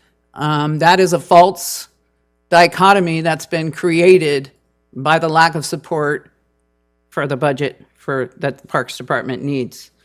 I don't think that relying on volunteers for natural turf field maintenance is a viable option. I don't think that relying on volunteers for any kind of parks maintenance is a viable option. Volunteers can help with a lot of things, but volunteers are not going to be the backbone of your maintenance program, ever. So that's not really a sustainable situation, and especially if you don't have written agreements with these partner groups specifying exactly who's going to do what and how it's going to be done. So I understand I worked for the Recreation Park Department for 27 years. We put a lot of plastic turf down. We covered the polo fields with turf, and that was a big fight in the city because of the considerations of putting all the lighting out there in the middle of a Golden Gate Park in a natural environment. And so I understand all the different pressures, the pressures on the Parks Department to provide these fields. I would like to see, my vision for the future of Petaluma is that Petaluma becomes known as the Bay Area natural grass field, the place where everybody comes to play on real grass. I would love to see that become Petaluma's reputation as a sports town that provides natural grass fields for people to play on. And it is a difficult situation because we could put those natural grass fields in tomorrow, but we don't have the staff tomorrow to be able to maintain them. Again, I think that in city government, oftentimes you have to put the cart before the horse, and it doesn't make any sense, but that's the way that you're forced to do things when you work for a bureaucracy. And so maybe it's a case of we create the need, and then it puts enough pressure on City Council that they can't ignore it anymore. I don't know. But I will not be able to vote in favor of putting more plastic down at Lucchese Park. And that's the end of my comments. Thank you. Thank you. Council Liaison now. Thank you. And as a council liaison, I wish there was more money. We're coming out of a financial couple of almost a decade of downturn for the city. And we're just now coming out of it with some grants and measures that were passed. And I am a huge proponent of anything natural, anything old school, and parks. That's how I started my career in politics. Was 20 years ago. I was trying to build soccer fields in Petaluma so that my 3 young children, who are now adults of young children, could have a place to play. And now we have these parks and we can't maintain them. It's really hard. But I grew up on the west side. Gopher holes are very common. Running out in the field, you're always going to break an ankle, tripping down a gopher hole. On the east side, you have the cracks of the adobe. It's a really tough natural thing. Adobe soil, clay is why we have Petaluma built where it is, because they needed that adobe clay to build that adobe brick house out on Casa Grande Road called the Adobe State Historic Park. It's the hardest surface to dig if you've ever tried to plant a tree for the Relief nonprofit group that plants trees. I hate AstroTurf. I love natural grass. In my front yard, I have a little tiny pocket park lawn, and it takes every ounce of energy to get it to looking nice. It was killing me during the drought not to water it, but reusing water and gray water and anything I could just to keep it alive. But it was so that my grandchildren had a place to play, because I know they don't have grass at their homes. They have concrete. They have gravel. They don't have grass because their parents can't afford to have grass in their backyard anymore. They pulled it all out and put in gravel. I grew up on a farm, was very privileged that we had a well that we could water and we could have grass to play on. Now, after years of a drought, it's dry. We're using all of it just for the animals. So you have to look at what we want the future generations to have. We want them to have natural grass. We want them to have the birds and the bees and the bugs and the worms. I've been teaching for 30 plus years, and I will continue advocating for no pesticides. And when I was a little girl, they were dropping DDT in the playing fields. I'm not an athlete, but I know it was dropping from the airplanes that were trying to kill whatever was in the ground. And we learned that that is the worst thing ever. Now we're learning that this AstroTurf is terrible. And I don't want to say in 20 years, I was responsible for putting that in our environment. I don't want my grandchildren to say, Grandma, I have a disease because I inhaled plastics.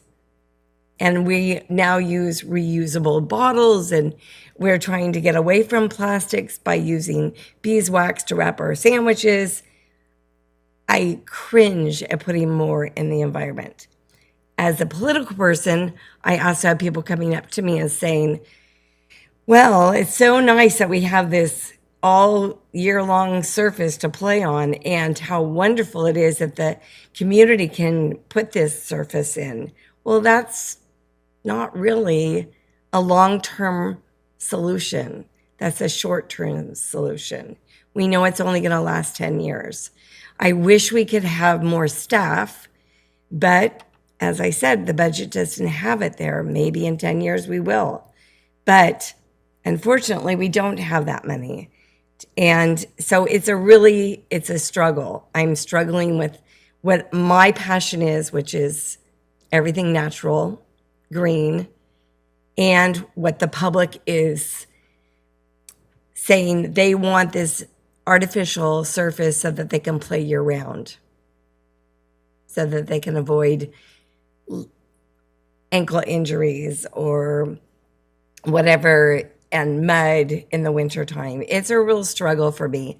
I am really struggling with it, but internally, I want natural grass And I was down at the A's. I got to go down on the ball field, and I was like touching their, and I was like, this is natural grass. It was insanely beautiful. You could not tell that it wasn't artificial grass. And I like, can I pull a piece? I mean, it was just like fascinating. So I know it is possible. They have a much bigger budget than we do, but I'm all for natural grass. So I thank everybody for coming out tonight. We also have the other part of the community that's not here, and I have to hear them too. So right now, I would have to say no about the AstroTurf. I want the natural grass. So thank you, and I wish there was more money in the budget. I really do, but we have to also budget our safety for our fire and our police and our other departments. So sorry, but I'll try. Thank you. Commissioner Chisholm. Thank you.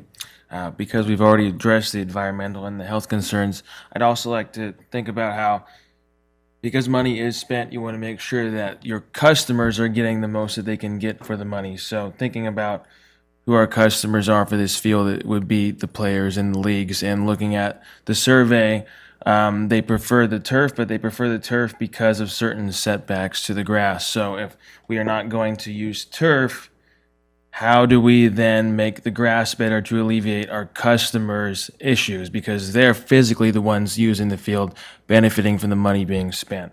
So if we're going with turf instead of grass, we need to make sure that we alleviate their concerns in other ways. And as far as money goes, I was looking at the attachment here, which is the rough budget for grass versus turf. And yes, grass costs 10 times more to keep up.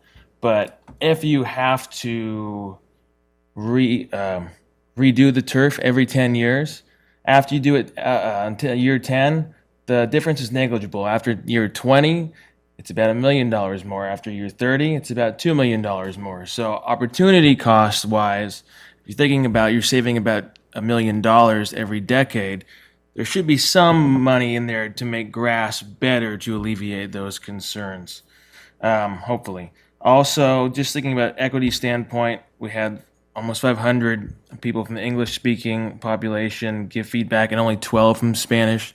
So I want to make sure we really were able to reach all of our community, and also just think about communities in the area of Lucchese who don't have the means to go anywhere else to find another park if they want to play. They have to use what we give them. So whatever we decide, that's what they get. So that's just something else to think about. Thank you. Thank you. We've gone through. So my comments, all of this screams the need for a parks master plan. I'll say it again. We all know that we need staffing, but we have no plan even to try to switch off of the turf. And it's unfortunate, but again, to city council, we need a master plan. Moving forward, I do think that not asking I think for future surveys about if people are aware of risks and maybe cite some, you could send them to the EPA website. You know what I mean? Just something so that it could, that could be an educational piece too. I've talked to a lot of soccer people as well, baseball people, and I would agree that most people want the turf, but I do think, in fact, the kids that I've talked to is because they don't know, they've never played on grass, and they definitely haven't played on well-maintained grass. So again, like everybody else here, we're just stuck in a no-win situation. I mean, we can say that we're going to win by not having turf, but then we are opening up to serious injuries. We don't have alternatives for other playing fields. So at some point, again, we have to start looking forward about how we're going to manage this all, because this is going to come up in 10 years with East Washington Fields too. 5. Thank you. I'm new to soccer. But I think those are my general comments as well. So for this, do we need to take a vote, correct, on whether or not we're going to recommend this? Or do we each Thank just you. state- No, I think I'll start with just, thanking you all for the conversation, the discussion. We recognize fully this is not easy. And, the same things that you guys are all grappling with, staff is as well. When we produce our recommendation, we're doing it with the best intent for our community, for what's going to be best short, long term, and everywhere in between. So with that said, yes, we are seeking a recommendation tonight.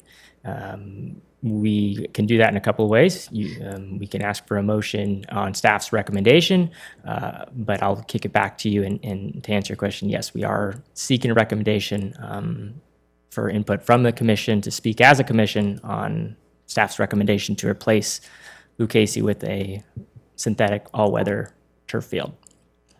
Thank you.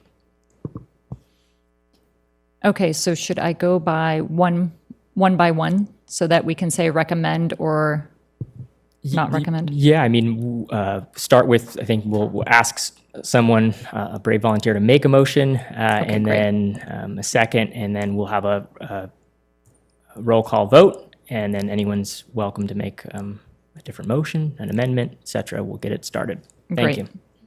Thank you. Would anyone like to make a motion to vote on this item? So moved. Great. Do we have a second? Oh, am I?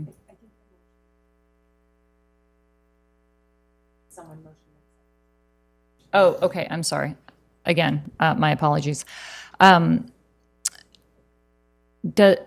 still confused on this for some reason. Yeah, so I could pull up the slide again or ask our You're just, okay, I need to moderator have the specific wording. Share screen. Okay, thank you. You're welcome to use that wording. Okay, you great, can thank you. simplify it. It's how best. Okay, do we have a motion to replace the synthetic turf fields at Lucchese Park? Is that what we're looking for? With staff's recommendation. With staff's recommendation of artificial turf. Correct, and it's right up there, and you can put that in. You can make a note as staff's recommending, Okay. or you can customize it, up to you. Sorry, this is so difficult. No, it's okay. I'm sorry, everyone. I had That's all right. a friend pass away, and so I'm just doing the best I can tonight with managing a lot of things. Thanks. So we are looking, the staff recommends the removal of the existing turf material and crumb rubber fill at Lucchese Park, and they would like to replace it with a new all-weather synthetic turf system, including a shock pad and biodegradable infill specified to meet the highest degree of standards for durability, safety, environmentally sustainable source materials when available. So we are looking to approve this. I think we can have a motion to follow staff's recommendation, Yes, or we can okay. have a motion to not follow Great, staff's recommendation. okay. But we don't need to go one by one to. First, we make a motion, then a Thank you. second, and then we go one by one. Thank you, outgoing chair. I know, you've done it, I know. I'm just 1 year in here. Okay, so I would like to ask, does anyone have a motion for this recommendation? I move to recommend the staff recommendation. Thank you. Would anyone like to second that?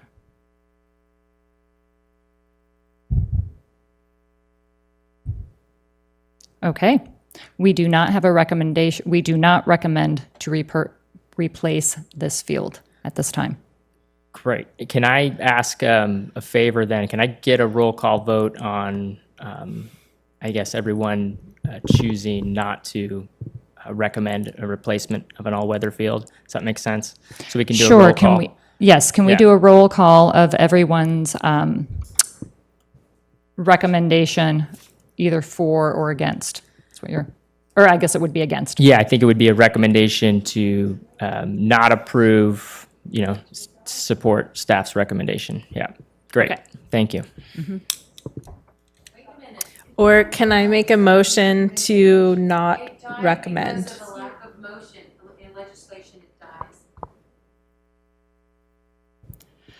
Chair, the question is a mask. I think this is kind of unanimous. I think they're just asking for a roll call here.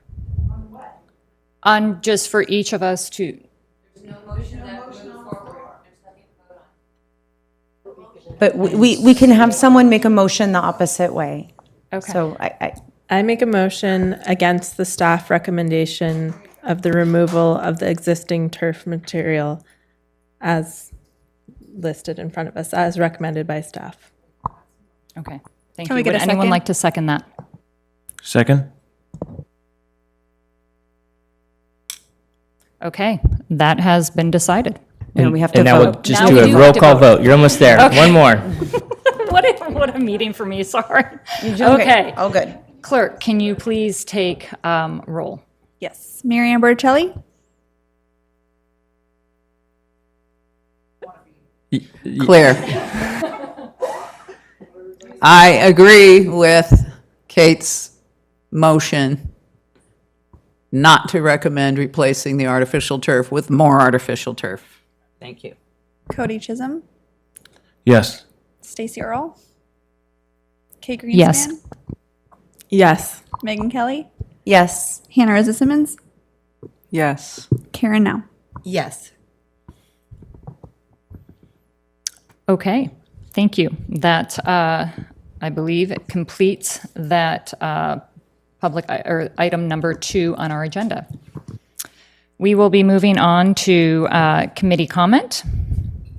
I will go down our line here. Again, Commissioner Greenspan, I will start with you. Thank you. I have no assignment reports to make, but I have been out at the parks a lot. Everything's looking really good, especially McNear. Hosting my son's 3rd birthday party there on Friday, and I'm just so excited. I went and with him earlier in the week, and it's just everything is looking so good. And even though we're in the midst of high heat summer, I'm just so impressed with how great everything looks. So I just really wanted to give a big shout out to your maintenance staff. And, you know, everyone looks like they're working really hard. And I've been seeing a lot of kind of activity around Lucchese and people. I just see them out and about and working all the time. It's really visible. So I just want to make sure that it's, you know, recognized by this commission. And yeah, that's all I have to report for now. Thank you, Commissioner Simmons. Hello. Yeah, I've heard comments from the baseball players of how much better McNear is playing. So thank you guys for that. Even people just walking the park are like, there's so many less Gophers. It's crazy. I'm like, I know, they've been catching them. On that Gopher topic, I don't know if there's a way for Parks and Rec to post when a park's going to be closed for abatement. I came last night to practice soccer at like City Hall field on there was lots of flags everywhere, and the soil was dug up because they were catching the gophers. So I don't know if you guys even know ahead of time or if they're just doing their own kind of schedule. There was enough of, I guess, they didn't trap any in the shade. The gophers, I guess, want vitamin D. So we had enough space to practice, but just kind of, especially when everyone's just kind of, the fields are rented out through the organization and you just kind of free for all. Just some heads up. Parks look good. What else did I have to say? I don't know. Now, you know, with the natural grass, I know Mislin has beautiful natural grass soccer fields. So I don't know if they're a good contact, but they have a population of 14,000. And they're like whoosh, really nice. Rincon Valley, their grass is also to like, looks like artificial turf. Like people are like, is that real grass? Like it's so nice. And I think it's maintained by Santa Rosa because they had the weird agreement up there. So some places to look at for guidance, perhaps. But other than that, no art meeting yet, so I have nothing to report there. Thank you. I may have talked about it last month, but I can't remember, so I'm going to bring it up again. The Where's Waldo downtown was a really, really great event, recreation side of things, even though it's not put on by the city. It was just such a nice event of getting people out and about through the city and through the museum. I was in the museum this past weekend. I'm like, wait, are we still doing Waldo? Because can we just do Waldo all year? It just feels good. Also, still in the museum, the American Graffiti event. It's going really well. The exhibit, it looks beautiful. If you haven't come yet, come. The little cars that the kids all want to sit in, but they can't. But they look so cool, Kate. I'm sure your son wants to dive right in. They're really cool. So come check it out. The Petalumans of yesteryear have been doing a series called The Secret Life of Victorian Homes. Always love the Petalumans of yesteryear. They are advertising right now for their annual walk through the town, which I went on last year, and it's just a really, really cool walk. I highly encourage doing it, plus our regular Saturday walks. And soon the cemetery tour, ghost tour, whatnot, will be going on sale, and that always sells out. So if you haven't done that, that's really cool. Also, not a city thing, but within our city, I went to an Arts Alive event, and I had never done that before, and that was really cool. And so I encourage people to check out Arts Alive. Gets you to different places throughout the town, just something kind of different to do. And finally, National Night Out was amazing. All the city different departments as well as partner agencies came out, public safety, public works. Like, I thought the public works machine or whatever it was so cool to see. Cindy knows, she's looking at me like, it was really cool. And so thank you so much for the city for putting that on, because it's just such a fun community building event, and all of the people that came out both to help put it on as well as to enjoy it. That was incredible. Thanks. Thank you. Commissioner Berticelli? Yeah, I just wanted to say that I went around to look at my new park assignments, and I was very impressed with what I saw. I mean, overall, especially with the heat that we've been having, and I know that, it's the end of the summer, and there's, irrigation issues here and there a little bit, nothing too major. I did see a little bit of gopher activity here and there, but mostly it was localized, like on the edges of the fields and stuff like that. The fields that I looked at looked, I thought, very good for neighborhood ball fields. So I hope, Cindy, that you will go to your staff when you have your next tailgate meeting and tell them that their Parks Commission is very proud of them and that they're doing a fantastic job, and that we are going to keep working to get them and you the support that you need to keep doing such great work. Council liaison now. Thank you. Well, the city council is kind of like on a 1-month vacation. Our city manager has gone until after Labor Day. So we had one meeting in August, and we finalized our mobile home ordinance, and that really protects a really vulnerable part of our community. Especially in my district, we have the Little Woods, and talk about children who don't have grass to play on. They have a little tiny next to their swimming pool, but they're part of the community that, really we need to protect. And the senior population, because they're, we know the population, they're living longer, and they have been contributing to our community their whole lifetime, and now it's our turn to give back. Unfortunately, with the cost of everything, we had to increase the water rates. But the good news is this water department is giving out a lot of water saving devices. So at the National Night Out, they were giving out water heads, sprinkler, hose sprinklers, the hose nozzles, and a lot of different things that you can put on your faucet so that you can reduce the amount of water. And they have a lot of water saving opportunities they can teach you. And if you notice a leak, if you nip it in the bud, and I went home and did the same, and I called the water department and I said, help me, I'm a homeowner and I need help. They were right on it. When I went down to Miwok School to see what, there was a lot of neighborhood, they put a fence up between the school and the park. And so there was a lot of neighborhood conversations going on, pro and con, because people were using it as a dog park, and it's not safe for the student population to come back to school and not have a fenced in schoolyard.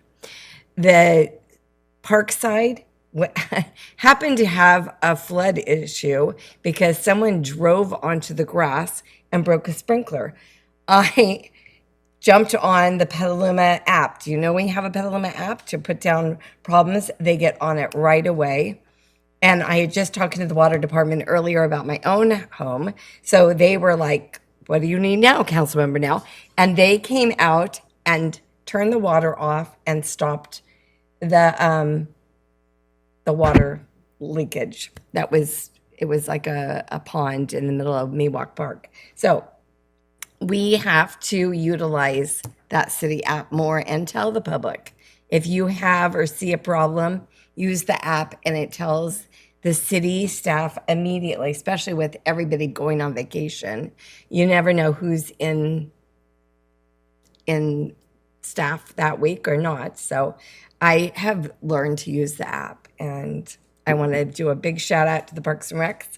Drew did a great job helping me talk to the school district, Old Adobe School District, and we settled that situation, and the staff for maintaining the parks, and the Public Works Department and the Water Department for coming out and fixing the water problems when they do happen, and the Police Department for patrolling the neighborhoods around these parks, because during summertime a lot more reckless driving is taking place, and the neighbors are speaking about it on Nextdoor, but that is not the answer. They need to hear about it from the public to the police department or on the app.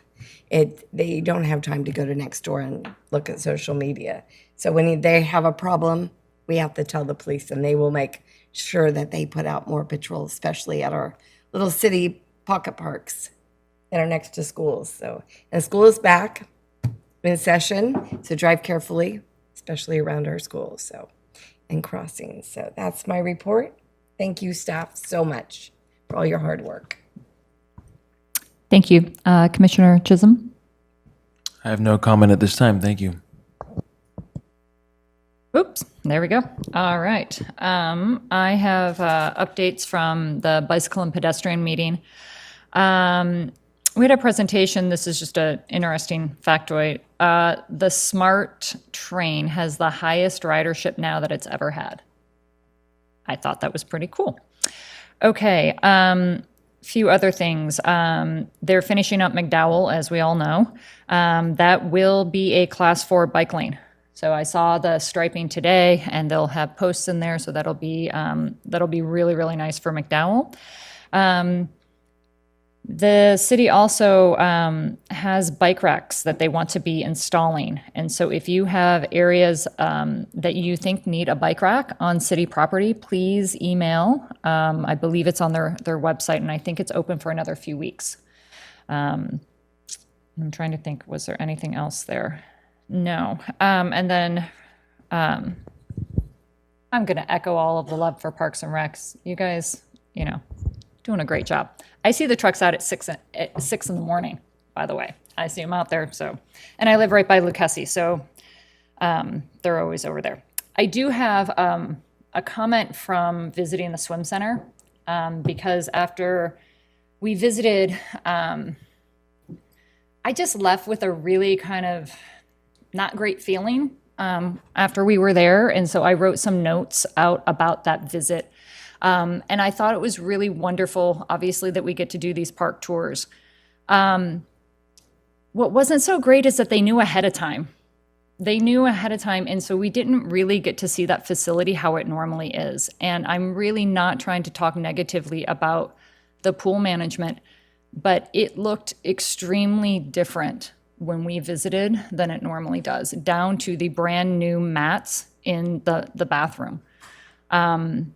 And we didn't, it is concerning to me. I asked, we didn't get to ask a lot of questions because we had her, explaining different processes and stuff. It was of great concern that the bathrooms are not professionally cleaned more than 3 times a week. That pool, especially in the summer, I mean, I was there on Sunday, hundreds and hundreds of people. And that's just of a concern. I think that they should be professionally cleaned every evening. But she said no, 3 times a week. And when I had replied, that's it, her reply was, well, it's expensive.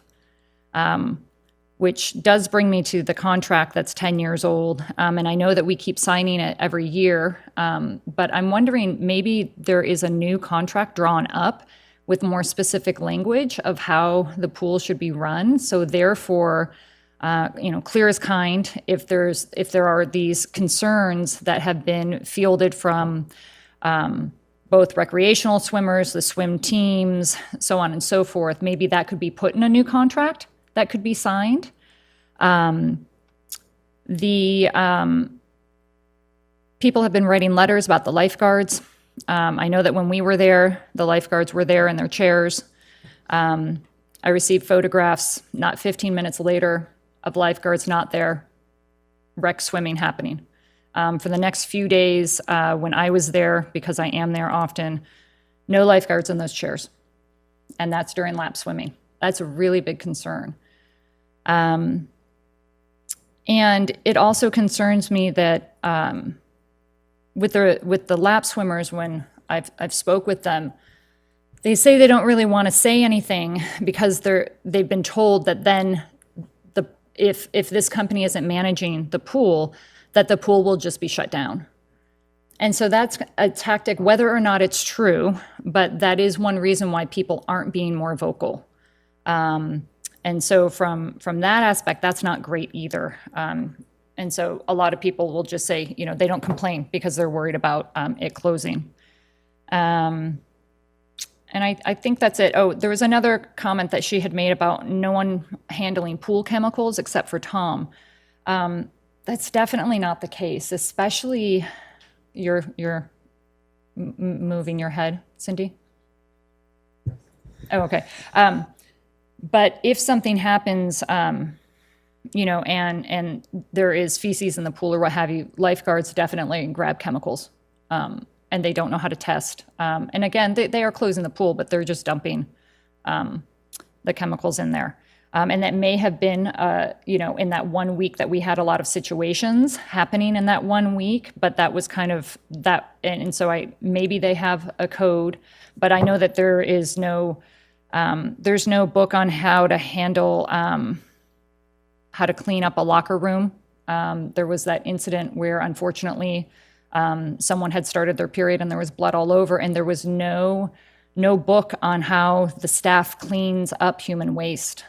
And so they're just concerns, and I think part of it is because the contract is so old. And so maybe creating a contract with clear expectations. My last thing will be, because I feel like I'm going on forever, is the covering of the pool. We didn't get to talk because the boiler, it was locked. Like the lock wouldn't open and stuff. But we didn't get to talk about the boiler. And one thing that I often wonder about is if the reason why the boiler goes out so much is because the pool hadn't been covered.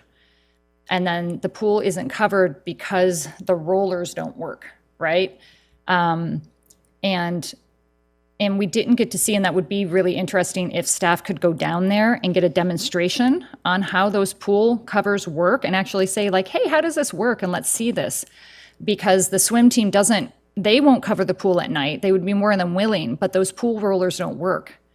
And so it is either, too difficult, too labor intensive, what have you. And so that's my long-winded response to that. It was just some stuff that was on my mind that I felt that just should be made, vocal after our visit. So thank you.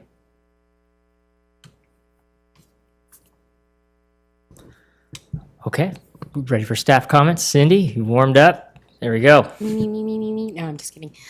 Just to start off, to maybe address the chemicals question. So my staff does handle the pool chemicals. So, and they are certified. So if other people are handling the chemicals and actually, for the pool, thank you for letting me know. But I don't know who told you that, but that is a misnomer. My staff 100% handles the chemicals for the pool, and they're locked up in the boiler room.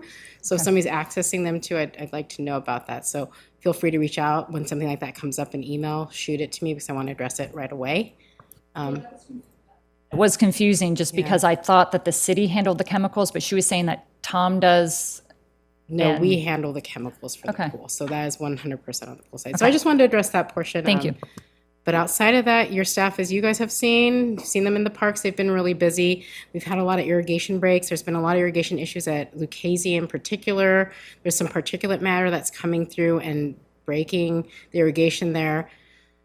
People have been throwing things to the ducks and the geese, things like pizza, full loaves of bread, and so that gets into the system because we water and irrigate portions of that park with it. So we've been spending a lot of time there.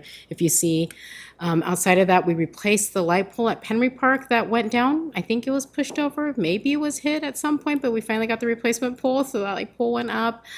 Outside of that, the turf maintenance, we're trying our best. They really are trying their best. McNair was, one space. And Hannah, to tell you, I will work with Rachel and Kevin, but the gopher schedule was provided, and Kevin had shared that with the groups he had told me, so I wasn't involved in that communication, but I'll follow back up so that notification can go out. But the gopher abatement company should also be posting A-frames, and if those weren't there, please let me know, because those should be around the perimeter so people know that it's happening. But we can also get the information out, right? We can get the information out, but just so you know, I did try to coordinate to make sure for usage and we weren't interrupting anybody's, playtime, whether it's an actual game or if it's just practice. So we did try. Doesn't mean that we get the schedule wrong sometimes. So you will see like City Hall, they'll be circling back. So they went through Wiseman and Prince Park, and they're going to start going to places like Bond, McDowell, some of the other playing fields, and they're starting to cycle back on their once a month, so McNair will get their once a month maintenance that will happen with the Gophers, so we're going to try and stay on top of it. Not that we don't love the Gophers, we love them, we just don't want them in our fields, right, to help with less holes, so that's happening still. And yes, big kudos to your park staff, I'll tell you, because their gang mower has been down. 2 of their other mowers have been down, so the fact that they can even get your turf mowed for you, I can't tell you. You just have a great staff.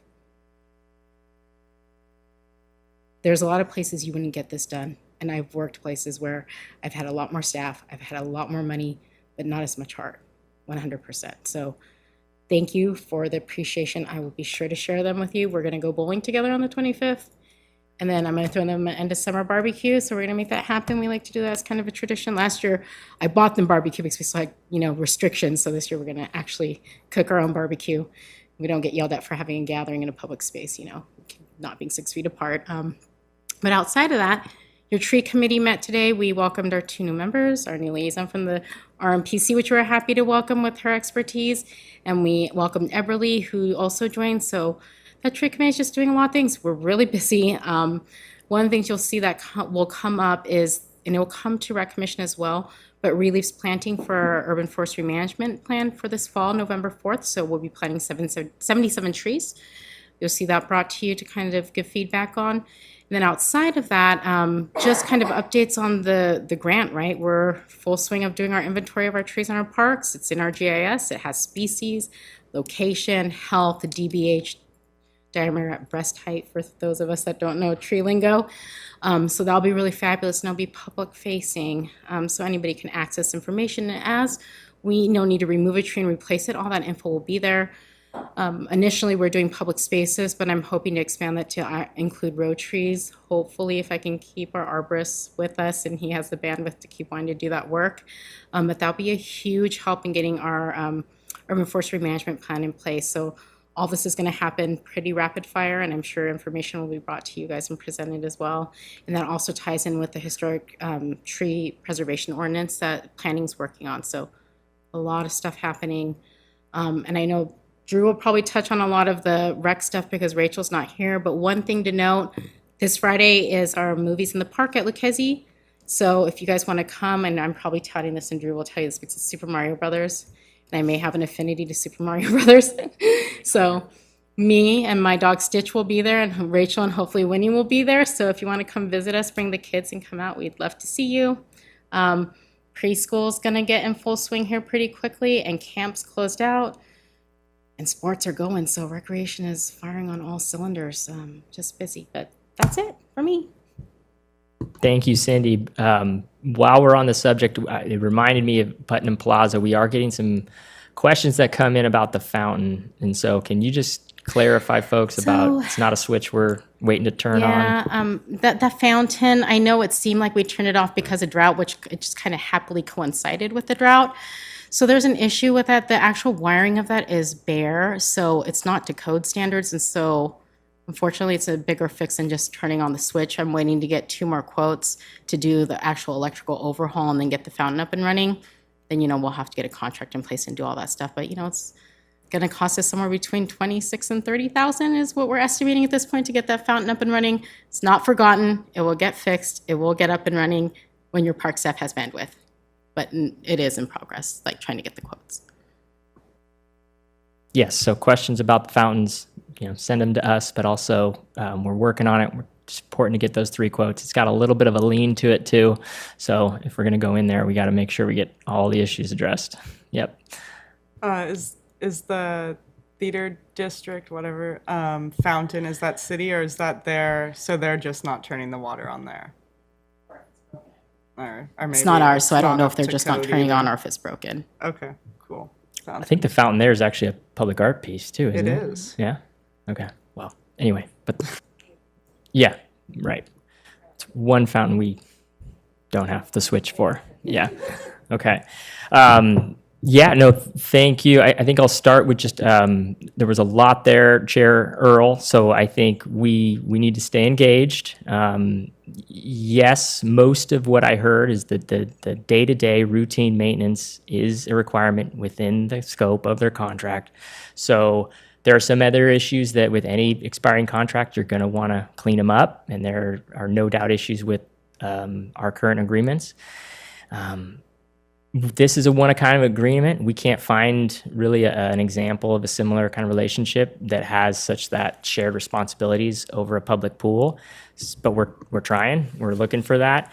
But it's going to come to a point where we have to get ahead and do our analysis on what an in-house program would look like again.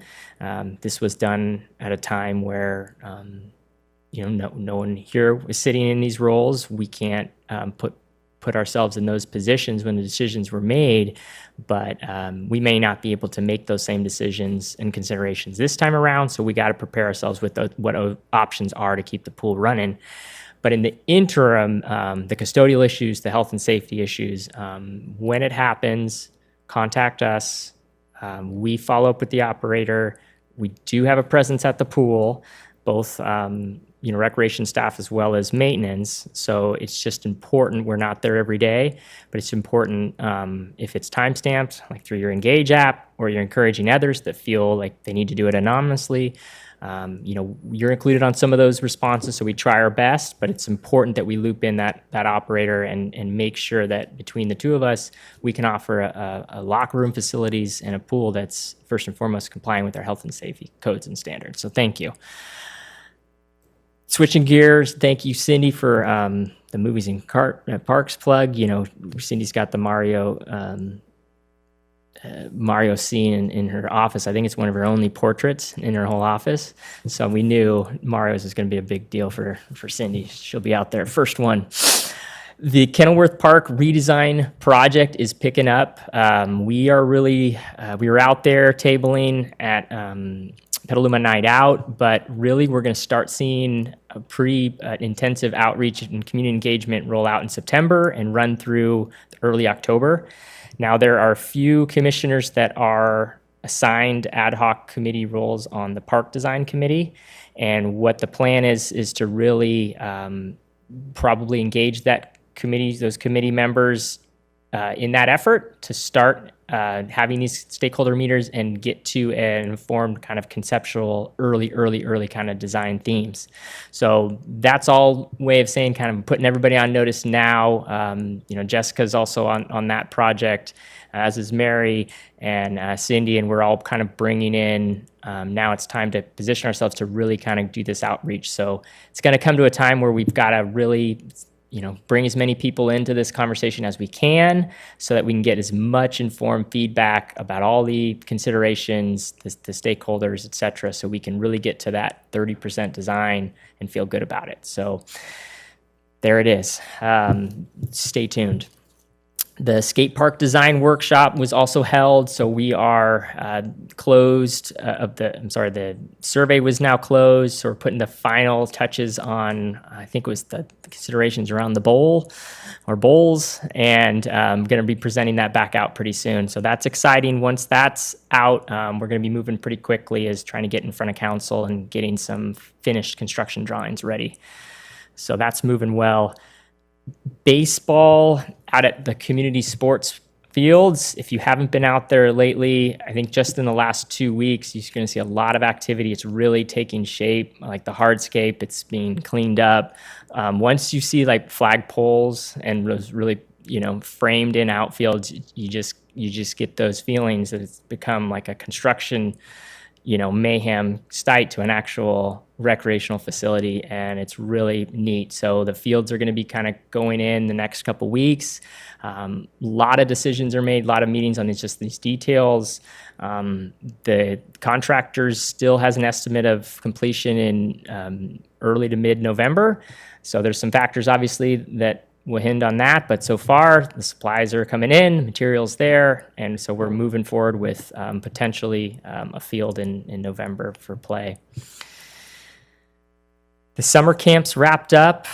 So 9 weeks of summer camp just ended. About 100 plus children a day.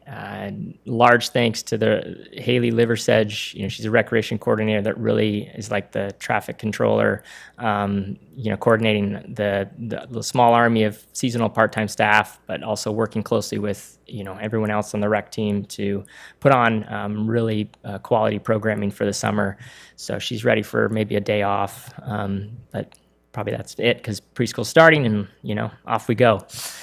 The adult softball league is also ramping up. So registrations are going to end August 25th, and then we'll start playing in September. So that's adult softball is also coming down the queue.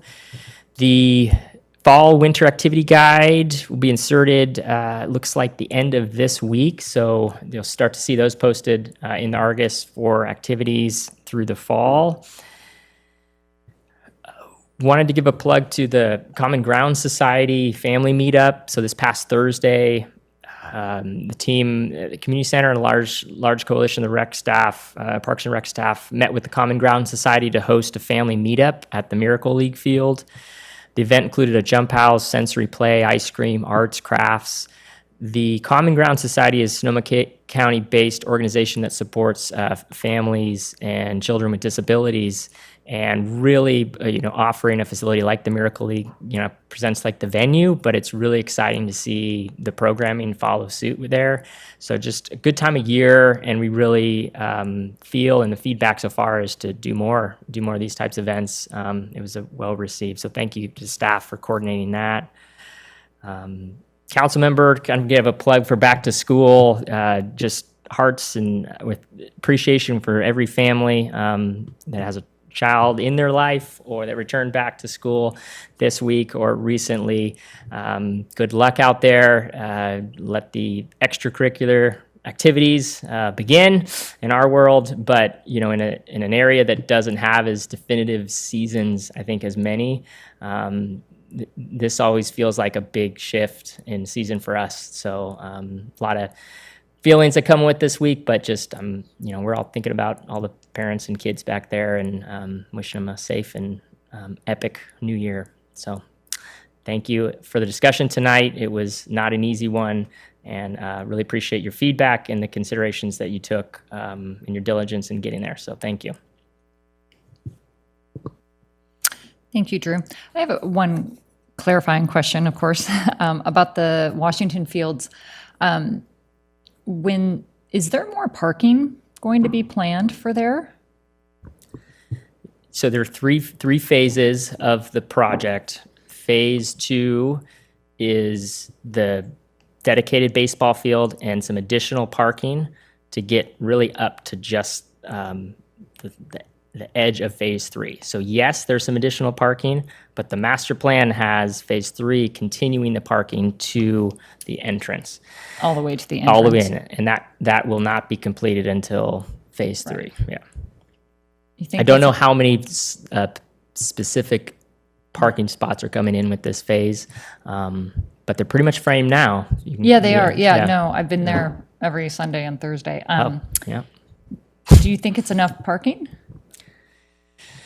I think, we can talk about opportunities in phase 3, but I think a lot of conversation, a lot of angst, even before the field was installed, was there wasn't going to be adequate parking, even having the shape of the driveway being this kind of straight shot. And we also recognize with more facilities, it's a challenge to have drop-off areas so that parents aren't stuck. So we're looking at all of that, and we hope to bring something back. Yeah, there's lots of challenges, and you've got property owners. We're at the city limits there too, and you got all these factors. But to answer your question, we would love more room. And that's my follow-up question. So when you're heading in there, the parcel of land behind it, right? If we're just going straight, is that city land? No, right? That's all. That's it. Oh, that's right. It is a vineyard. Vineyards. Okay, thank you. So many vineyards. Pardon? So many vineyards. We could really use them for fields. No, I'm just kidding. Okay, so I think that concludes our meeting. So I would like to call this meeting to a close, and I'm going to ring the gavel.